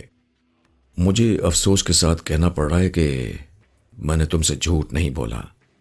میں تمہیں کوئی نقصان نہیں پہنچاؤں گی، مگر سچ تو یہ ہے کہ جس مقصد کے لیے میں یہاں آئی ہوں، پھر وہ مقصد آخر کیسے پورا ہو سکتا ہے؟ وہ کیا مقصد ہے اس کا تمہیں کچھ تو اندازہ ہو ہی چکا ہوگا۔ اس نے اسی لہجے میں مجھ سے سوال کیا، مگر اس سے پہلے کہ میں اپنے لبوں کو جنبش دیتا وہ خود ہی بول پڑی۔ اچھا یہ بتاؤ کہ میں دلہن کے روپ میں سجی سنوری آخر تمہارے سامنے اور تمہارے پاس کیوں آئی ہوں؟ عام لباس میں بھی تو آ سکتی تھی۔ اس سوال کا بھی جواب تمہارے پاس نہیں ہے، کیونکہ تم نے اپنی کہانی میں اس بات کا ذکر نہیں کیا کہ مجھے اپنا آخری شکار دلہن کے روپ میں کرنا ہے۔ جاننا چاہتے ہو کہ وہ آخری شکار کون ہے جس کے خون سے اپنے ہونٹ سرخ کرنے کے بعد میں اپنی زندگی ہنسی خوشی گزار سکتی ہوں؟ اس نے آگے بڑھتے ہوئے پراسرار لہجے میں کہا، وہ تم ہو۔ ہاں رائٹر ساحل شیخ، تم ہی تو ہو میرا آخری شکار۔ میرا دل اچھل کر حلق میں آ پھنسا تھا اور جیسے میں سانس لینا ہی بھول گیا تھا۔ میں پہلی دفعہ اپنی موت کو اس قدر قریب دیکھ رہا تھا، وہ بھی اس قدر بھیانک موت کہ اس کا پل تصور کر کے میرا دل دہل گیا تھا۔ حیرت ہو رہی تھی کہ کس طرح اس نے مجھے اپنی باتوں میں پھنسا کر کس خوبی سے اصل بات اپنی لبوں تک لائی تھی۔ پہلے اس نے غائبانہ حالت میں اپنی پائل کی دھن پر میرے ارد گرد منڈلاتے ہوئے مجھے خوفزدہ کرنے کی کوشش کی، مگر اس پل میں نے اپنے خوف پر قابو پایا۔ پھر اس نے اپنے خوبصورت چہرے اور وجود کو ظاہر کر کے مجھے اپنی باتوں کے جال میں پھنسا کر کہانی سنائی۔ اس کے بعد بھی باتوں کو گول کرتے ہوئے آخر اس نے کہہ ہی دیا کہ میں اس کا آخری شکار ہوں۔ میری موت میرے سامنے کھڑی تھی، اور موت سے بھاگنے کے لیے آخری کوشش تو ہر کوئی کرتا ہے، چاہے اس کی حالت جیسی بھی ہو۔ میں اپنے آپ کو خوف سے نکالتے ہوئے اور سنبھالتے ہوئے اٹھا، مگر یہ کیا، میرے پاؤں جیسے کئی من وزنی ہو چکے تھے۔ میں اپنی جگہ سے اٹھ تو چکا تھا مگر چل نہیں پا رہا تھا۔ میں نے اپنے پاؤں کو حرکت دینے کی بہت کوشش کی، مگر 1 انچ بھی آگے نہ بڑھ سکا۔ اس کوشش میں لڑکھڑاتا ہوا دوبارہ صوفے پر گر پڑا۔ میں بے بسی اور لاچاری سے اسے دیکھتا جا رہا تھا۔ اس کے بھیانک اور دیواروں میں شگاف ڈالتے قہقہے میرے دل کو چیرتے جا رہے تھے۔ دہشت ناک قہقہے لگاتے لگاتے اچانک وہ خاموش ہو گئی اور اس کی آنکھوں میں عجیب سی چمک آ گئی۔ اپنے چہرے پر خونی تاثرات اور آنکھوں میں وحشی چمک لیے اب وہ میری طرف خراما خراما پڑنے لگی۔ وہ میرے بالکل قریب آ کر رک گئی۔ میں نے اپنے ہاتھوں سے مزاحمت کرنی چاہی، مگر بھیانک سانوری نے نہ جانے مجھ پر کیسا جادو کر دیا تھا کہ میرا پورا جسم مفلوج ہو چکا تھا۔ میں اپنے ہاتھوں کو بھی حرکت نہیں دے پا رہا تھا، میرا پورا جسم سن ہو چکا تھا۔ اس نے مجھ پر ایک خونی نگاہ ڈالتے ہوئے اپنا داہنا ہاتھ آگے بڑھایا۔ مجھے علم تھا کہ وہ مجھے بھی اسی طرح مارے گی جس طرح اس نے گزشتہ لوگوں کو خطرناک موت مارا تھا۔ میں نے خوف سے آنکھیں بند کر لیں۔ مجھے لگا کہ وہ مجھے مارنے کے لیے مجھے بھی شانوں سے پکڑ کر میری گردن میں اپنے دانت کاٹ دے گی، مگر ایسا کچھ نہیں ہوا۔ اس نے اپنے نرم و گداز اور نازک ہاتھ میرے چہرے پر آہستگی سے پھیرنا شروع کیے، جس سے مجھے اپنا سر گھومتا ہوا محسوس ہوا۔ میرا جسم ڈھیلا پڑ گیا، میں صوفے سے نیچے گر پڑا۔ میری آنکھوں میں اندھیرا چھاتا چلا گیا۔ جب میری آنکھ کھلی تو میں نے اپنے آپ کو ایک کھلے میدان میں پایا جہاں میں اوندھے منہ گرا پڑا تھا۔ میں نے اسی حالت میں ہوتے ہوئے اپنا سر اوپر اٹھایا۔ میں نے دیکھا کہ میرے چاروں طرف بڑی گہما گہمی لگی پڑی ہے۔ لوگ میرے وجود سے بے خبر اپنے کاموں میں مصروف تھے، کچھ ادھر ادھر چہل قدمی کر رہے تھے۔ مجھے یوں گمان ہو رہا تھا جیسے وہ مجھے دیکھ نہیں پا رہے ہیں، ورنہ مجھے اس طرح دیکھ کر ان کا رد عمل ضرور ہوتا۔ مجھے ایسا لگ رہا تھا جیسے وہاں کسی تقریب کا انعقاد ہو رہا ہو۔ کوئی 20-25 فٹ کے فاصلے پر بہت ساری عورتیں جمع تھیں۔ انہوں نے رنگ برنگی پوشاکیں پہنی ہوئی تھیں۔ وہ شکل و صورت سے تو عام ہی تھیں، مگر ان کی آنکھیں انہیں عجیب مخلوق ظاہر کر رہی تھیں۔ ایک طرف نہایت خوبصورت اسٹیج سجا ہوا تھا، جہاں ایک موٹا سا شخص بیٹھا ہوا تھا جو آگ کے ایک طرف بیٹھا اپنی مخصوص چیزوں کو ایک طرف کر رہا تھا۔ دور ہونے کی وجہ سے ان کی آواز مجھ تک نہیں پہنچ رہی تھی۔ یہ سب دیکھتے ہوئے دفتن کوئی عورت پیروں میں پائل پہنے چھن چھن کرتی میرے چہرے کے سامنے آ موجود ہوئی، جس سے آنکھ کھلتے ہی اپنے ارد گرد عجیب سی صورتحال کا جائزہ لینے کا سلسلہ دفتن رک گیا۔ میں نے اپنی نظریں اوپر اٹھائیں۔ اپنی نظریں اوپر اٹھانے اور اسے دیکھنے کے بعد جیسے میری گزشتہ 2 گھنٹوں کی یادداشت واپس آ گئی۔ اس سے پہلے میں خالی و ذہن تھا۔ مجھے کچھ نہیں معلوم تھا کہ میں یہاں کیسے اور کیوں پہنچا ہوں، اور اس سے پہلے میرے ساتھ کیا پیش آیا تھا۔ آنکھ کھلنے کے بعد میں یہی دیکھ اور سوچ رہا تھا کہ میں کن لوگوں کے بیچ میں گھرا ہوا ہوں، مجھے یہاں کون چھوڑ گیا ہے۔ مگر اسے دیکھنے کے بعد مجھے میرے کچھ سوالوں کے جواب مل گئے۔ میرے سامنے سانوری کھڑی تھی۔ ہماری دنیا اور ہماری بستی میں تمہارا سواگت ہے، رائٹر ساحل شیخ۔ وہ چہرے پر طنزیہ مکارانہ مسکراہٹ لیے مجھ سے ہم کلام تھی۔ میں اسے دیکھ کر جلدی سے اٹھ بیٹھا، یہ محسوس کر کے مجھے بڑی خوشی ہوئی کہ اب میں اپنے ہاتھ پاؤں کو حرکت دے سکتا تھا۔ مگر یہ خوشی اسی لمحے کافور ہو گئی، کیونکہ میری موت میرے بالکل سامنے تھی اور مجھے اپنی بستی میں لا کر کچھ زیادہ ہی نڈر بھی ہو چکی تھی۔ لیکن میں بھی چوکنا ہو کر بیٹھ گیا۔ بھاگنے کی کوشش نہیں کی، کیونکہ میں اسی وقت بھاگنے کی کوشش کرتا تو وہ آسانی سے مجھے پکڑ سکتی تھی۔ میں کن اکھیوں سے بھاگنے کے راستے تلاش کرنے لگا۔ دیکھ رہے ہو میری شادی کی تیاریاں کس زور و شور سے چل رہی ہیں۔ وہ دیکھو بستی کی ساری عورتیں کس طرح میری شادی میں شریک ہونے کے لیے اور مجھے ایک نظر دیکھنے کے لیے بے تاب ہیں۔ اور وہ منڈپ جو صرف میرے لیے سجایا گیا ہے وہیں میں کچھ دیر بعد بٹھائی جاؤں گی، اور لوگ میری خوبصورتی کو ایک نظر دیکھنے کے لیے گرتے پڑتے آئیں گے۔ میری کنڈلی سے دوش ہٹ جائے گا، میں اپنی زندگی کو ہنسی خوشی گزار سکوں گی۔ مگر یہ سب تب ہوگا جب میرے حلق میں تمہارا خون اترے گا۔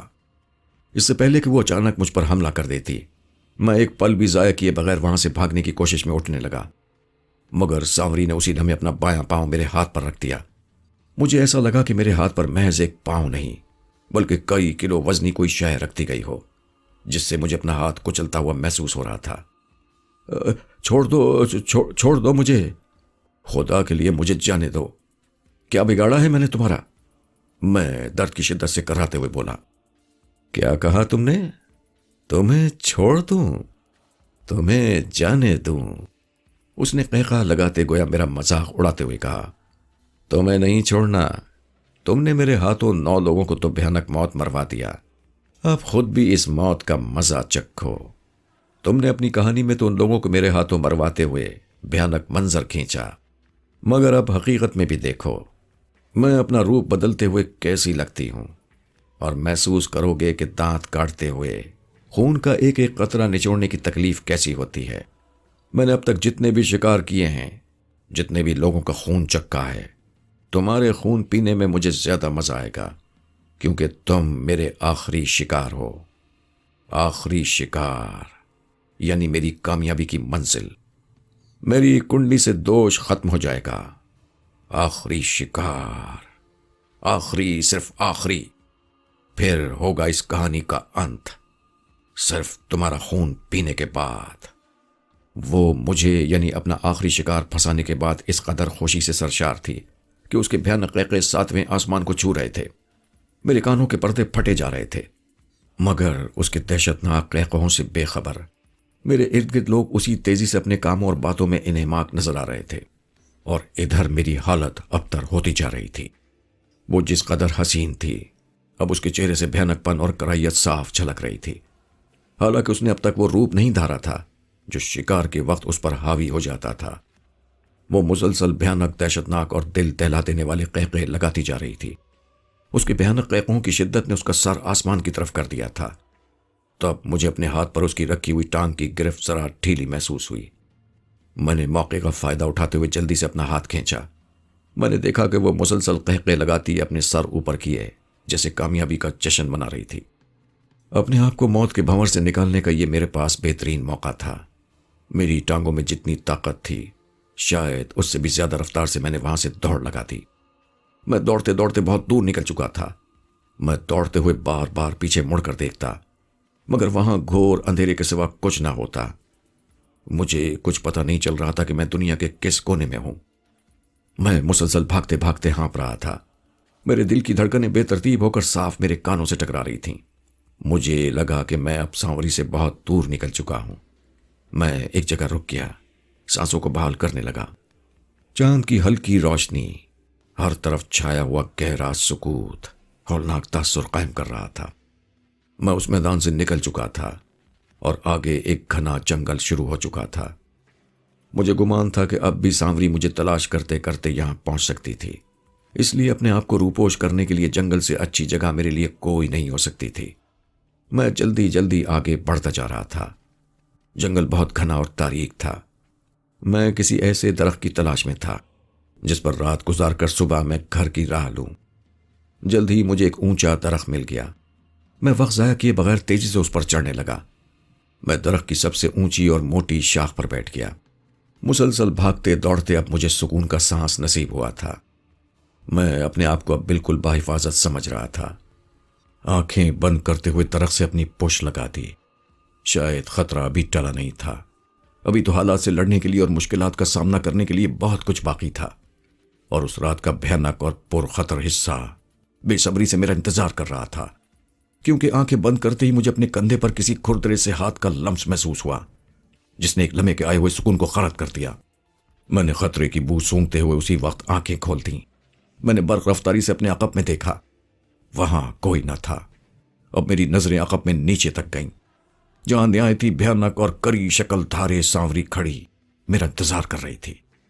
اس کے صرف لباس سے اندازہ لگایا جا سکتا تھا کہ وہ سانوری ہی ہو سکتی ہے۔ اس کا چہرہ اس قدر بگڑ چکا تھا کہ ایک کمزور دل آدمی کی اس پر نظر پڑتی تو اس کے دل کی دھڑکنیں بند ہونا لازمی تھا۔ اس کی آنکھیں تھیں یا پھر دہکتا ہوا انگارہ۔ یوں لگتا تھا کہ آنکھوں کے ڈھیلوں کی جگہ کسی نے بھڑکتے ہوئے انگارے رکھ دیے ہوں۔ چہرے کی صاف اور خوبصورت جلد کی جگہ جھریوں بھری سیاہ چمڑی نے لے لی تھی۔ ناک لمبی ہو گئی تھی اور گلاب کی پنکھڑی نما ہونٹ اب موٹے سیاہ بھدے اور پھیلے دکھائی دے رہے تھے۔ جو زلفیں پہلے اس کی خوبصورتی میں چار چاند لگا رہی تھیں، اب وہی گرد آلود ہو کر دو حصوں میں بٹی ہوئی اس کے خوفناک چہرے کے دونوں کانوں کے چھپائے ہوئے تھی۔ اس کے بالوں میں جگہ جگہ چاندی چھلک رہی تھی جو اسے عمر رسیدہ ظاہر کر رہی تھی۔ غرض اب وہ دل کو لبھاتی حسین و جمیل سانوری نہیں بلکہ 100 سالہ بڑھیا چڑیل لگ رہی تھی۔ حیرت انگیز طور پر میری کہانی کے مطابق اس کے بھیانک، دہشت ناک اور دل کو ہلا دینے والے چہرے کا اس کا جسم پر کوئی اثر نہیں ہوا تھا۔ اپنے اسی سرخ لباس میں ملبوس اسے سانوری ہی ظاہر کر رہا تھا، اور اسی طرح لیا ہوا دوپٹہ چہرے کو ہٹا کر اسے سانوری ہی ظاہر کر رہا تھا۔ یہ وہی سانوری تھی جس کے چرچے اس کی دنیا میں ہر خاص و عام کے لبوں پر تھے، مگر اب اس کا چہرہ اس کی ساری چھپی حقیقت کو اگل رہا تھا۔ سانوری کا اس قدر بھیانک اور کری چہرہ دیکھ کر خوف کی زیادتی سے میرا رواں رواں لرزنے لگا تھا۔ میں جلدی سے اٹھ کھڑا ہوا اور لرزتے قدموں سے پیچھے ہٹنے لگا۔ میرے پیچھے ہٹنے پر وہ بھی اپنے بھیانک اور دہشتناک وجود کے ساتھ آنکھوں میں خونی چمک اور ہونٹوں پر کری تبسم لیے میرے قریب آ گئی تھی۔ پیچھے ہٹتے ہٹتے میری پشت ایک درخت سے جا لگی۔ اب تو میری موت یقینی تھی۔ میرے پاس فی الوقت بھاگنے کا کوئی راستہ نہیں تھا۔ وہ اپنے دانت میری گردن میں پیوست کرنے کے لیے بےتاب کھڑی تھی۔ کیوں ساحل شیخ، تم ہم سے چھپ رہے تھے، لیکن ہم نے تمہیں تلاش کر لیا۔ تم کیا سمجھتے تھے کہ ہم تمہیں بھاگتے ہوئے نہیں دیکھ رہے؟ دیکھ رہے تھے ساحل بابو، دیکھ رہے تھے، پر ہم نے تمہیں خود بھاگنے کا ایک موقع دیا۔ ہم یہ جاننا چاہتے تھے کہ تم ہم سے آخر کہاں تک بھاگ سکتے ہو، مگر تم نے خواہ اپنی ٹانگوں کو اتنی زحمت دی، بلا وجہ اپنے آپ کو زحمت پہنچائی۔ بچ تو پھر بھی تم نہیں پائے، اور نہ ہی اپنی موت سے اب بچ پاؤ گے۔ دیکھو، اب بھاگنے کا خیال اپنے دل سے بالکل نکال دو۔ اب تم ہماری بستی، ہماری دنیا میں ہو۔ تم یہاں سے تب تک نہیں نکل سکتے جب تک ہم نہ چاہیں۔ ہم یہاں تمہیں اپنی شادی کی تیاریاں دکھا کر واپس تمہاری دنیا میں پہنچانے کے لیے نہیں لے کر آئے۔ ہم تو تمہیں اس لیے یہاں کھینچ کر لائے ہیں کہ ہمارا آخری شکار کسی وجہ سے ہم سے چھوٹ نہ جائے۔ تم لوگ اپنی دنیا میں تو ہماری نظروں سے اوجھل ہو سکتے ہو، مگر ہماری دنیا میں ہماری عقابی نگاہوں سے نہیں چھپ سکتے۔ میں اب مزید تم سے کوئی بحث نہیں کرنا چاہتی، بس اب جلد سے جلد اپنی خواہش اور ضرورت کو پورا کرنا چاہتی ہوں۔ آؤ آؤ میرے پاس۔ میری آنکھیں خوف اور دہشت سے پھیل چکی تھیں۔ میں سکتے کے عالم میں اسے دیکھتا جا رہا تھا۔ مجھ میں اتنی ہمت نہیں تھی کہ میں اپنی جان بچانے کے لیے اب ایک قدم بھی پیچھے ہٹوں یا پھر اس کے چنگل سے نکلنے کے لیے کچھ بھی کوشش کروں۔ میری موت تو جیسے مجھ سے ملنے کے لیے بے چین ہوئی جا رہی تھی، لمحہ لمحہ میرے قریب آتی جا رہی تھی۔ سانوری کا بھیانک کری اور روح فرزا چہرہ میری آنکھوں کے بالکل سامنے تھا۔ اس نے مجھے یک لخ شانوں سے پکڑ لیا اور چہرے پر فاتحانہ مسکراہٹ لاتے ہوئے جھٹکے سے میری گردن کو اپنے منہ کے قریب کر لیا۔ ابھی اس نے میری گردن پر اپنے دانت رکھے ہی تھے کہ اسے ایک زبردست جھٹکا لگا۔ اس کے حلق سے ایک دلخراش چیخ نکلی۔ وہ ہوا میں اڑتی ہوئی مجھ سے کئی فٹ دور جا گری اور تڑپنے لگی۔ اس کی دلخراش چیخ سے جیسے مجھے ہوش آ گیا۔ میرے ہوش و حواس آہستہ آہستہ بحال ہونے لگے۔ مجھے نہایت خوشی ہوئی کہ میں زندہ سلامت کھڑا تھا، مگر اسی پل حیرت اور پریشانی نے بھی مجھے آن گھیرا کہ آخر یہ کیسے ہوا، کس چیز نے اس کے حملے کو ناکام بنا دیا۔ آخر وہ کون تھا جس نے نہ صرف مجھے بچا لیا بلکہ اسے یوں تڑپنے پر بھی مجبور کر دیا؟ کیا یہاں بھی میرا کوئی ہمدرد موجود تھا جس نے مجھے موت کی آغوش میں جانے سے بچا لیا؟ لیکن اس جگہ بھلا میری مدد کون کر سکتا تھا؟ اب آخری بات جو میرے ذہن میں آئی وہ یہ تھی کہ کیا میرے گلے میں کوئی تعویذ وغیرہ ہے جس نے سانوری کے حملے کو خاک میں ملا دیا؟ میرے ہاتھ بے اختیار گلے کی طرف پڑے۔ میں نے بچنے کی خوشی میں حیرانی اور ہیجانی کی سی کیفیت میں گلے پر ہاتھ پھیرنا شروع کیا، مگر میں نے گلے میں کوئی بھی ایسی چیز نہیں پہنی ہوئی تھی۔ شاید مجھے ابھی بھی یقین نہیں آ رہا تھا کہ میں واقعی بچ گیا ہوں۔ مجھ سے کئی فٹ دور سانوری زمین پر پڑی تڑپ رہی تھی۔ میں نے اپنے حواس پر قابو پاتے ہوئے ابھی چند قدم ہی آگے بڑھائے ہوں گے کہ رک جاؤ، وہیں پر ایک بھاری بھرکم کرخسی نسوانی آواز دھماکے کی طرح میرے کانوں سے ٹکرائی۔ میرے قدم از خود رک گئے اور فوراً سے پیشتر میں نے پیچھے مڑ کر دیکھا۔ ایک عورت درخت کی اوٹ میں اس طرح کھڑی تھی کہ اس کا آدھا جسم اور چہرہ ظاہر تھا۔ میری نظر اس عورت پر پڑتے ہی وہ درخت کی اوٹ سے نکلتے ہوئے میری جانب پڑی، میرے قریب آ کر رک گئی۔ وہ بھاری جسم کی فربا عورت تھی۔ اس نے بھی سانوری ہی کی طرح لباس پہنا ہوا تھا۔ چہرے سے وہ عام شکل و صورت کی تھی، مگر اس کی آنکھوں سے وحشت ٹپک رہی تھی، بالکل انہی عورتوں کی طرح جن کو میں میدان میں سانوری کی شادی میں شرکت کے لیے آتے دیکھ چکا تھا۔ تم پریشان مت ہو، ہم تمہیں کسی بھی نقصان پہنچانے کی نیت سے نہیں آئے ہیں۔ ہم نے ہی تمہیں موت کے منہ سے نکال کر سانوری کو اس حالت میں پہنچایا۔ سانوری کے گھناؤنے ارادوں کو خاک میں ملایا، لیکن آج ہم تمہیں نہیں بچاتے تو بہت بڑا نقصان ہو جاتا۔ کوئی نہیں بچتا ہماری بستی میں، وہ اپنی پریشانی اور کرب میں ڈوبی آواز میں کہتی جا رہی تھی۔ میں اس کی باتوں کو سمجھ نہیں پایا۔ آخر وہ تھی کون؟ میری مدد اس نے کیوں کی تھی؟ اور وہ کس نقصان کی بات کر رہی تھی؟ اس کے لہجے اور اس کی گفتگو سے اندازہ ہو رہا تھا کہ وہ مجھے کچھ بتانے والی ہے۔ تم وہی نوجوان ہو جس نے سانوری پر کہانی لکھی ہے۔ اگر تم یہ کہانی نہ لکھتے تو تمہیں ہماری دنیا میں موت سے یوں لڑنا نہ پڑتا اور نہ ہی آنے والے عذاب ہم پر سوار ہوتے۔ مگر اب جب کہ تمہیں خود سانوری یہاں لے کر آئی ہے تو تمہارے ہی ہاتھوں اس بھیانک عورت کا خاتمہ ہوگا، اس کہانی کا خاتمہ ہوگا۔ بھگوان کا شکر ادا کرو کہ ہم نے بروقت تمہاری جان بچا لی۔ سچ تو یہ ہے کہ تمہاری جان پر ہماری بستی کے 20 لوگوں کی زندگی منحصر ہے۔ مجھے کچھ سمجھ میں نہیں آ رہا تھا، وہ مجھ سے کیا پہلویاں بجھوا رہی تھی، کیا کہنا چاہ رہی تھی۔ آپ کون ہیں؟ آپ نے میری مدد کیوں کی؟ اور جو باتیں آپ کہہ رہی ہیں، خدا کے لیے اسے صاف لفظوں میں کہیے تاکہ میں آپ کی باتوں کو سمجھ سکوں۔ وہ سوالات جو میرے ذہن میں کب سے گردش کر رہے تھے، آخر ہمت کر کے میں نے وہ اگل دیے۔ میں کون ہوں یہ تم رہنے دو، بس یوں سمجھو کہ میں تمہاری خیر خواہ ہوں۔ تم مجھے اپنا ہمدرد ہی سمجھو۔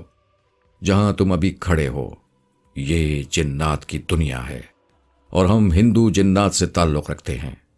سانوری ہماری بستی کی مشہور شخصیت ہے۔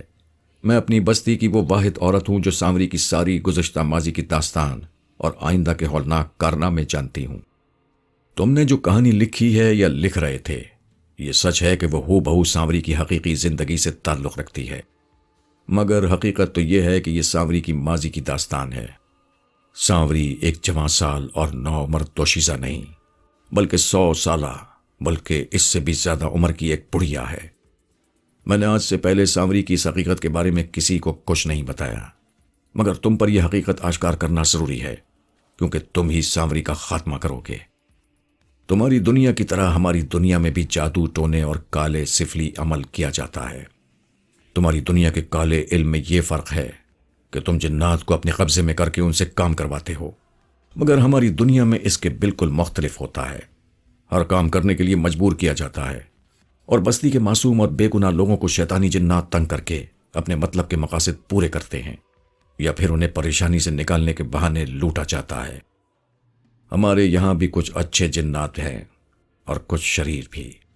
سب کی زندگیاں اسی طرح بسر ہو رہی ہیں جس طرح تم لوگ گزارتے ہو۔ بس فرق صرف اتنا ہے کہ ہم جنات ہیں اور تم انسان۔ ہم تمہیں دیکھ سکتے ہیں، ہم نظروں سے اوجھل ہیں، اس لیے ہمیں انسان نہیں دیکھ سکتے۔ سانوری کا پتا کالا جادو کر کے ہماری بستی کے لوگوں کو غلط طریقے سے استعمال کیا کرتا تھا۔ بستی کے تمام لوگ اس سے تنگ آ چکے تھے، مگر زبان پر کچھ نہ لاتے تھے۔ اگر کوئی تھوڑی بھی شکوہ شکایت کرنے کی کوشش کرتا تو اسے اسی وقت جادو کے زور سے پاگل کر دیا جاتا، اسے پراسرار طریقے سے مار دیا جاتا۔ جب اس کا پتا اپنے مخصوص کمرے میں بیٹھا بھیانک عمل کر رہا ہوتا تو سانوری اسے چپکے سے دیکھ رہی ہوتی۔ اس وقت وہ تقریباً 6-7 سال کی تھی۔ وہ اپنے پتا کو اس طرح کرتا دیکھ کر بہت کچھ سیکھ چکی تھی۔ بسا اوقات جب اس کا پتا گھر پر نہ ہوتا تو بالکل اپنے پتا کی طرح بیٹھ کر منتر پڑھنے لگتی۔ اگر اچانک اس کی ماں کی اس پر نظر پڑتی تو وہ اسے ڈانٹ ڈپٹ کر وہاں سے لے جاتی۔ सांवरी की मां ने अपनी बच्ची की ये बात उसके पिता को बताई। तब से उसका पिता उस मखसूस कमरे को अपने इस्तेमाल के बाद मुकफ्फिल रखने लगा। मगर इसका कुछ फायदा नहीं था, क्योंकि जो कुछ सांवरी देख चुकी थी इतना वो सीख भी चुकी थी, और जो कुछ वो सीख चुकी थी उसके दिमाग के नेहा खाने में मुक़ीद हो चुका था। रफ्ता रफ्ता सांवरी बड़ी होती गई और उसकी जवानी क़यामत बनकर हर किसी पर बरसने लगी। उसकी खूबसूरती के हर जगह चर्चे होने लगे। कोई भी उसके हुस्न को देखता तो उसके दिल में उसे 1000 बार देखने की ख्वाहिश पैदा होती। सांवरी की ऐसी खूबसूरती की असल वजह तो तुम्हें मालूम होगी, इसलिए मैं उस बात को नहीं दोहराऊंगी। सांवरी तबीयतन जिद्दी, हठधर्म और मगरूर लड़की थी। उसने अपनी इतनी तजलील बर्दाश्त नहीं की। एक दिन उसने शदीद गुस्से की हालत में अपने माता पिता को मार डाला और अपने पिता के कमरे को खोलकर अपने आप को उसी कमरे में हमेशा के लिए महसूर कर लिया। उसके बाद वो तवील सालों तक उस कमरे के अंदर अपने पिता को देखते हुए जो अमल उसने बचपन में सीखा था अब वो दोहराने लगी। जब वो अपने तमाम तर अमल में मजबूत हो गई तब उसका गुस्सा कुछ ठंडा हुआ। एक दिन उसने अपने आप को शीशे में देखा। उसकी उम्र ढल चुकी थी। शीशे में एक 90 साल की बुढ़िया नजर आई जिसकी सारी खूबसूरती मादूम हो चुकी थी। जिस्म भी अजीब सूरत धार चुका था।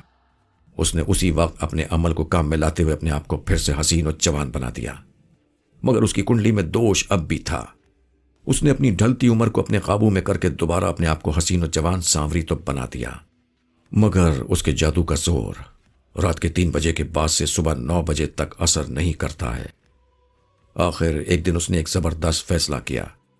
उसे 2 अहम काम करने थे। पहला तो ये था कि उसे अपनी कुंडली से दोष को खत्म करने के लिए इंसानों की दुनिया में जाकर 10 लोगों को मारने का फैसला किया। उसके बाद अपने आप को सदा यूं ही हसीन और जवान रखने के लिए अपनी ही बस्ती के 20 लोगों को मौत के घाट उतारना था। मगर फिलहाल उसने अपने जिस्म से जहर को ज़ायल करने के लिए इंसानों की दुनिया में जाने का सोचा। उसने बस्ती के लोगों को एतमाद में ले लिया था। उनके सामने अपने आप को निहायत मजलूम जाहिर करती। बस्ती का कोई भी शख्स उससे शादी का कहता तो वो इनकार कर देती। ये फैसला करने के बाद उसने बस्ती के तमाम लोगों को बता दिया कि उसकी कुंडली में दोष है, इसलिए वो किसी से शादी नहीं कर रही। उसने लोगों को पंडित की बात से आगाह किया और उनसे कहा कि वो उसका साथ दें। बस्ती वालों ने उसकी नौजवानी को देखकर उसका साथ देने की हामी भर ली। इस तरह सांवरी हर रोज सच संवर कर इंसानों की दुनिया में जाती और वहां एक इंसान का खून पीने के बाद रात 3 बजे से पहले आती। इस तरह वो आहिस्ता आहिस्ता अपने मकसद में कामयाब होती गई। उसकी कुंडली से दोष भी हटता चला गया। वो रोजाना अपने आप को हसीन और जवान करने के लिए अपने मखसूस कमरे में खास किस्म का एक मंत्र पढ़ने बैठ जाती। उस मंत्र की बदौलत रात के 3 बजे के बाद भी उसकी असलियत जाहिर ना होती, और इस तरह वो मंत्र वाकई उसकी उम्र को 50 साल पीछे ले जा रहा था। वो एक एक करके 9 लोगों को आसानी से मौत के घाट उतारती चली गई। मगर यहां हैरत की बात यह है कि जिस तरह तुम अपनी कहानी में लिखते चले गए, सांवरी के कदम भी उसी की जानिब अज खुद बढ़ते गए। मगर इससे पहले कि तुम अपनी कहानी में सांवरी के 10वें कत्ल को नाकाम बनाते हुए उसका खात्मा करते, तो चालाक सांवरी तुम्हें ही अपना आखिरी शिकार बनाने के लिए तुम्हारे पास पहुंच गई। इससे भी ज्यादा होशियारी ये दिखाई कि वो तुम्हें अपनी दुनिया में लेकर आई ताकि किसी भी भूल चूक की वजह से तुम उसके हाथ से न निकल जाओ। अब तुम हमारी दुनिया में आ चुके हो। अब तुम यहां से तब तक नहीं जा सकते जब तक सांवरी खुद न चाहे या फिर उसकी मौत ना हो जाए। बस्ती के तमाम लोग उसकी शादी में बढ़ चढ़कर हिस्सा ले रहे हैं और उसकी भरपूर मदद भी कर रहे हैं।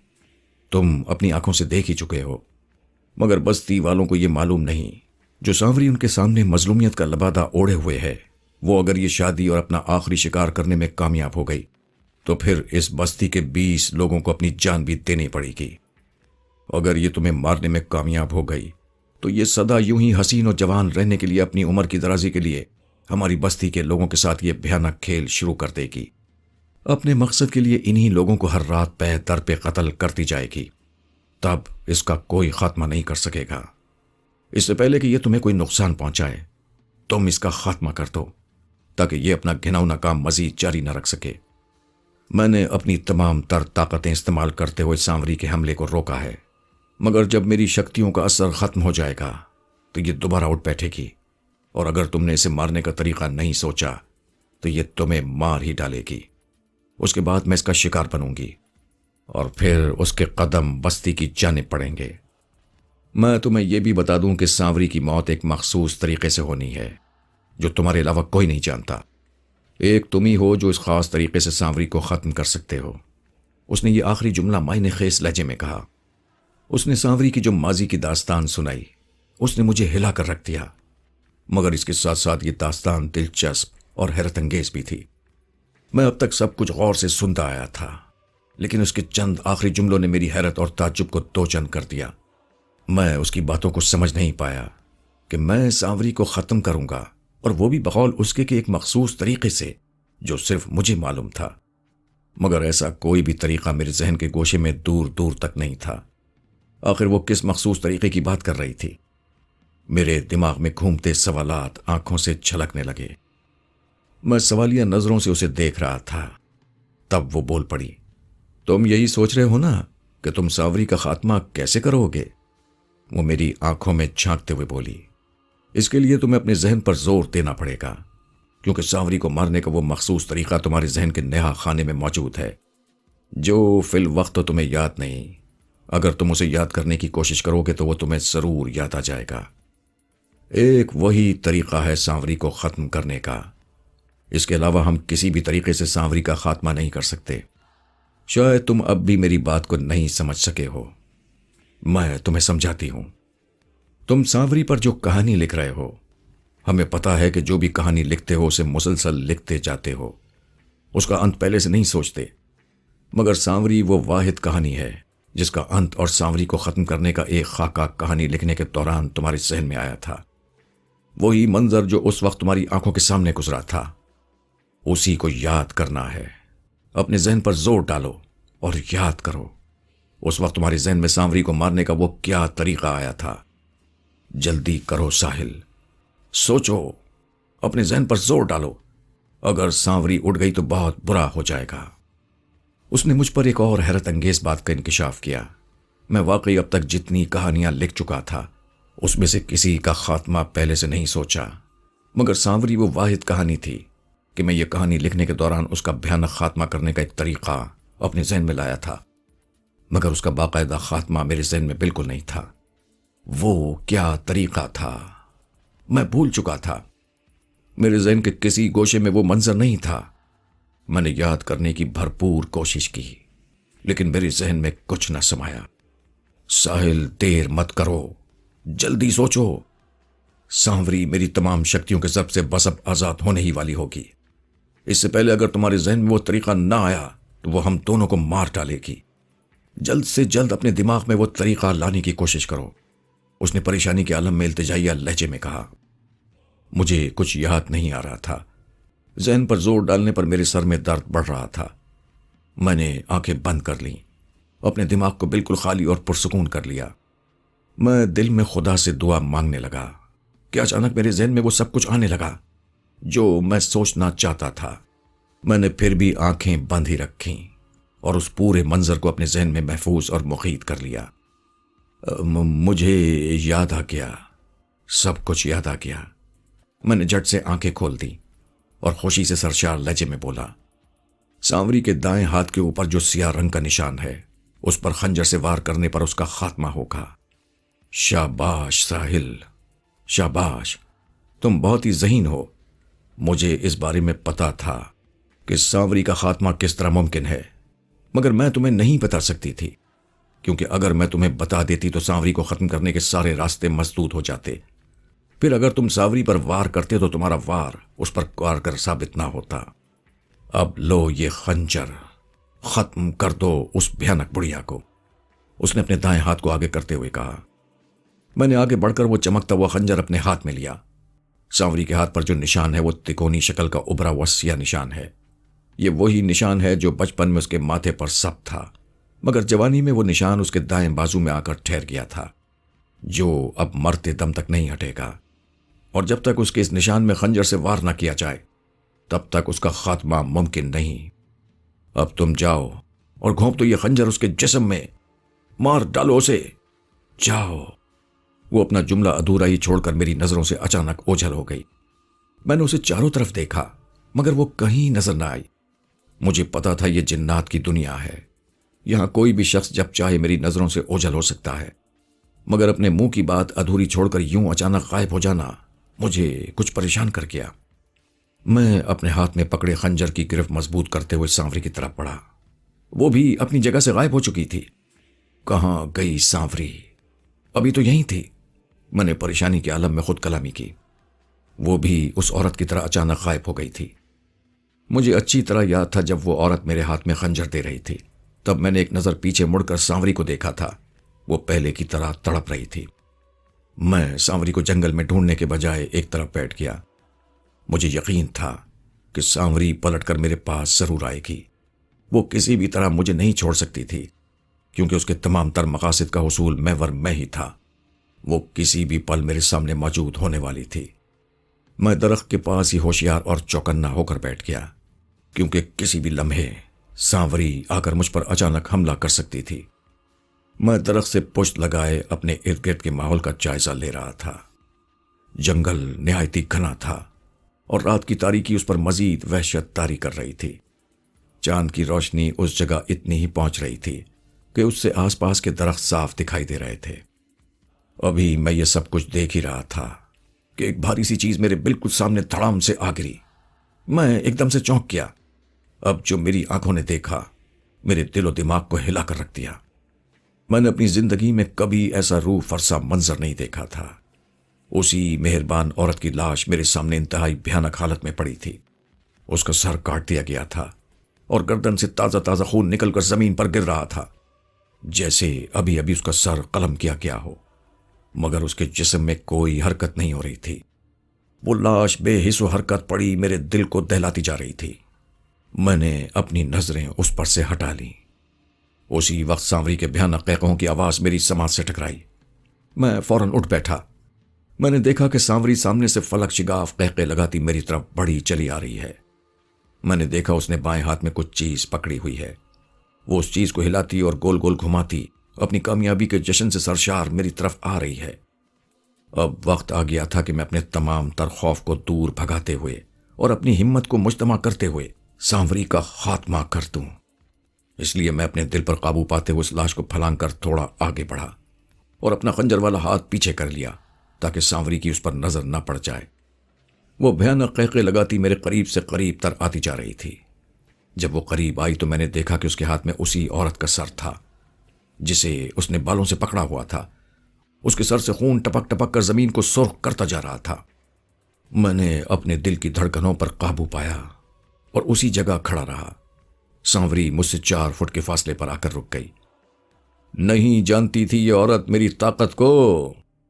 تم دیکھو میں نے اس کا کیا حال کر دیا ہے، اس نے تکبرانہ لہجے میں کہا اور اس سر کو گول گھمایا اور اپنے ہاتھ سے آزاد کر دیا۔ وہ ہوا میں اڑتا ہوا ایک درخت سے ٹکرایا اور اس کے سر کے بال درخت کی شاخوں سے الجھتے گئے اور سر لٹکتا رہ گیا۔ جو مجھ سے مقابلہ کرے گا یہی حال ہوگا اس کا۔ اب تم بھی چپ چاپ اپنے آپ کو میرے حوالے کر دو، میری بے قراری کو مزید طول نہ دو۔ اگر یہ عورت ہمارے بیچ میں نہ آتی تو اس وقت تک میری شادی بھی ہو چکی ہوتی۔ اب تم مکمل طور پر میرے قبضے میں ہو۔ اب تو تمہاری مدد کرنے کے لیے کوئی نہیں آئے گا، کوئی نہیں بچائے گا تمہیں، اس نے اپنی لرزتی آواز میں اپنے چہرے کو مزید خوفناک بناتے ہوئے کہا۔ سانوری آؤ، ختم کر دو مجھے، میں بھی بھاگ بھاگ کر تھک چکا ہوں۔ اگر میری جان جانے سے تمہارا بھلا ہوتا ہے، تمہیں خوشیاں ملتی ہیں، تو آ جاؤ مجھے بھی مار ڈالو۔ ویسے بھی اب میں یہاں سے نکل نہیں سکتا، لہٰذا میں نے سوچ لیا ہے کہ اپنے آپ کو چپ چاپ تمہارے حوالے کر دوں، میں نے دل مضبوط کرتے ہوئے کہا۔ اس کے چہرے پر ایک مکروہ فاتحانہ مسکراہٹ ابھری اور وہ خرامہ خرامہ میری طرف بڑھنے لگی۔ میں نے اپنے ہاتھ میں پکڑے ہوئے خنجر پر گرفت مضبوط کر لی۔ میرا دل تیزی سے دھڑک رہا تھا، نہ جانے اگلے پل کیا ہونے والا تھا۔ وہ میرے بالکل نزدیک آ کر رک گئی اور ایک فاتحانہ فلک شگاف قہقہہ لگایا۔ مجھے شانوں سے پکڑ لیا۔ میں نے اس کے دائیں ہاتھ پر وہ نشان تلاش کیا جو جلد ہی مجھے نظر آ گیا۔ وہ واقعی میں تکونی شکل کا سیاہ نشان تھا، صاف طور پر ابھرا ہوا تھا۔ صرف آخری شکار، اس کے بعد میں حسین و جوان ہو جاؤں گی، اس نے خوشی سے چلاتے ہوئے کہا۔ میری نظریں اس نشان پر ہی کڑی ہوئی تھیں۔ میں نے اپنا ہاتھ پیچھے سے باہر نکالا۔ میری دھڑکنیں بے ترتیب ہو کر عجیب ہو رہی تھیں۔ میرے پورے کپڑے پسینے میں بھیگ چکے تھے۔ سانوری نے اپنے بھیانک قیقوں کی آواز بند کی اور میرے جسم کو ایک جھٹکا دیا۔ پھر میری گردن میں اپنے دانت گاڑنے چاہے۔ میں نے اپنے ہاتھ میں پکڑے ہوئے اس خنجر سے اس سیاہ نشان پر ایک بھرپور وار کر دیا۔ اسے ایک زبردست جھٹکا لگا اور وہ چیختے ہوئے کئی فٹ دور جا گری، بری طرح تڑپنے لگی۔ میں نے دیکھا کہ اس کے ہاتھ میں خنجر گھونپنے سے آگ لگ گئی تھی۔ وہ تڑپتے ہوئے اپنے بائیں ہاتھ کو خنجر تک لے جاتی، مگر اسی دمے اسے جھٹکے سے پیچھے ہٹا لیتی۔ تو تم نے دھوکہ دیا، مجھے مار ڈالا، میں تمہیں نہیں چھوڑوں گی، اس نے تکلیف سے کرراتے ہوئے ٹوٹے لفظوں میں کہا، مگر درد کی شدت سے وہ دوبارہ گر پڑی۔ آہستہ آہستہ اس کے پورے جسم میں آگ لگتی جا رہی تھی۔ درد کی شدت سے اس کے منہ سے نکلنے والی دردناک آواز سے پورا جنگل گونج رہا تھا۔ اس آگ نے اس کے پورے جسم کو جھلسا دیا۔ آہستہ آہستہ اس کی بھیانک آواز میں کمی آتی گئی اور آخرکار اس کی آواز بند ہو گئی۔ اس کا جسم ساکت ہو گیا۔ رفتہ رفتہ آگ بھی کم سے کم تر ہو کر بجھ گئی۔ اب وہاں سیاہ رنگ کی راکھ پڑی ہوئی تھی۔ اچانک اس راکھ میں حرکت ہوئی اور وہ بھنور کی طرح گول گھومتی ہوئی آسمانوں کی طرف پرواز کر گئی۔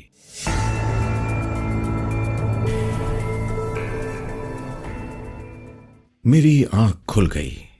میں نے اپنے ارد گرد دیکھا۔ میں اپنے کمرے میں بیڈ پر تراش تھا۔ مجھے ایسا ہی محسوس ہو رہا تھا جیسے میں ابھی ابھی گہری نیند سے بیدار ہوا ہوں۔ تو کیا یہ سب خواب تھا؟ میں نے خود کلامی کی۔ میری نظر اپنے کپڑوں پر پڑی۔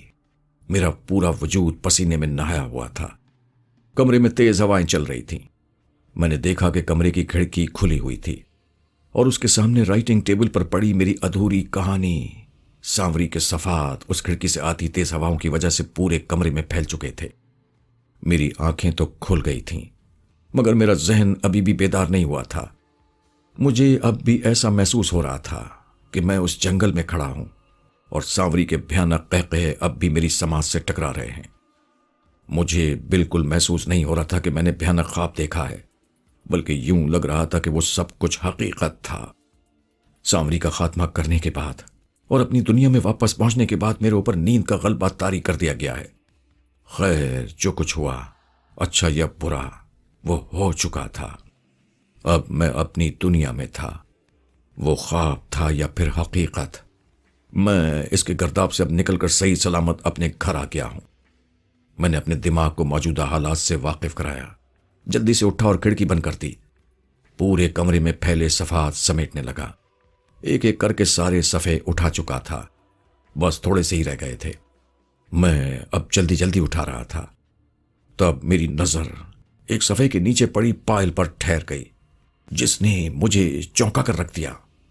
میں نے جلدی سے وہ پائل اٹھائی اور اسے الٹ پلٹ کر دیکھنے لگا۔ یہ تو ہو بہو وہی پائل ہے جو میں نے خواب میں سانوری کو پہنے دیکھا تھا۔ میں نے حیرت زدہ لہجے میں خود کلامی کی۔ اچانک کمرے میں ہوا کا ایک تیز جھونکا آیا۔ میری نظریں از خود اوپر یہ دیکھنے کے لیے کہ میں نے تو کھڑکی بند کر دی تھی، پھر یہ ہوا کا جھونکا کیوں کر اور کیسے آیا؟ میری نظریں اوپر اٹھ گئیں۔ میں نے تو کھڑکی بند کر دی تھی، پھر یہ ہوا کا جھونکا کیوں کر اور کیسے آیا؟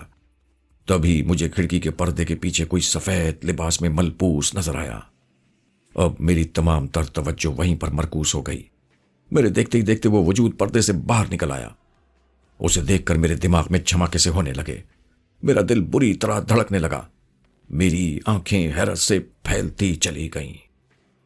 سفید لباس میں ملبوس وہی عورت تھی جس نے مجھے سانوری کو مارنے کے لیے خنجر دیا تھا، اور پھر وہ سانوری کے ہاتھوں بھیانک موت مری تھی۔ مجھے دیکھ کر وہ دھیمے انداز میں مسکرائی، جیسے میرا شکریہ ادا کر رہی ہو۔ اچانک کمرے میں ایک بار پھر ہوا کا ایک زبردست جھونکا آیا، اور اس کے ساتھ ہی وہ میری نظروں سے اوجھل ہو گئی۔ اب میری نظر اپنے ہاتھ میں پکڑی ہوئی پائل پر پڑی۔ وہ پائل بھی میرے ہاتھوں سے غائب ہو چکی تھی۔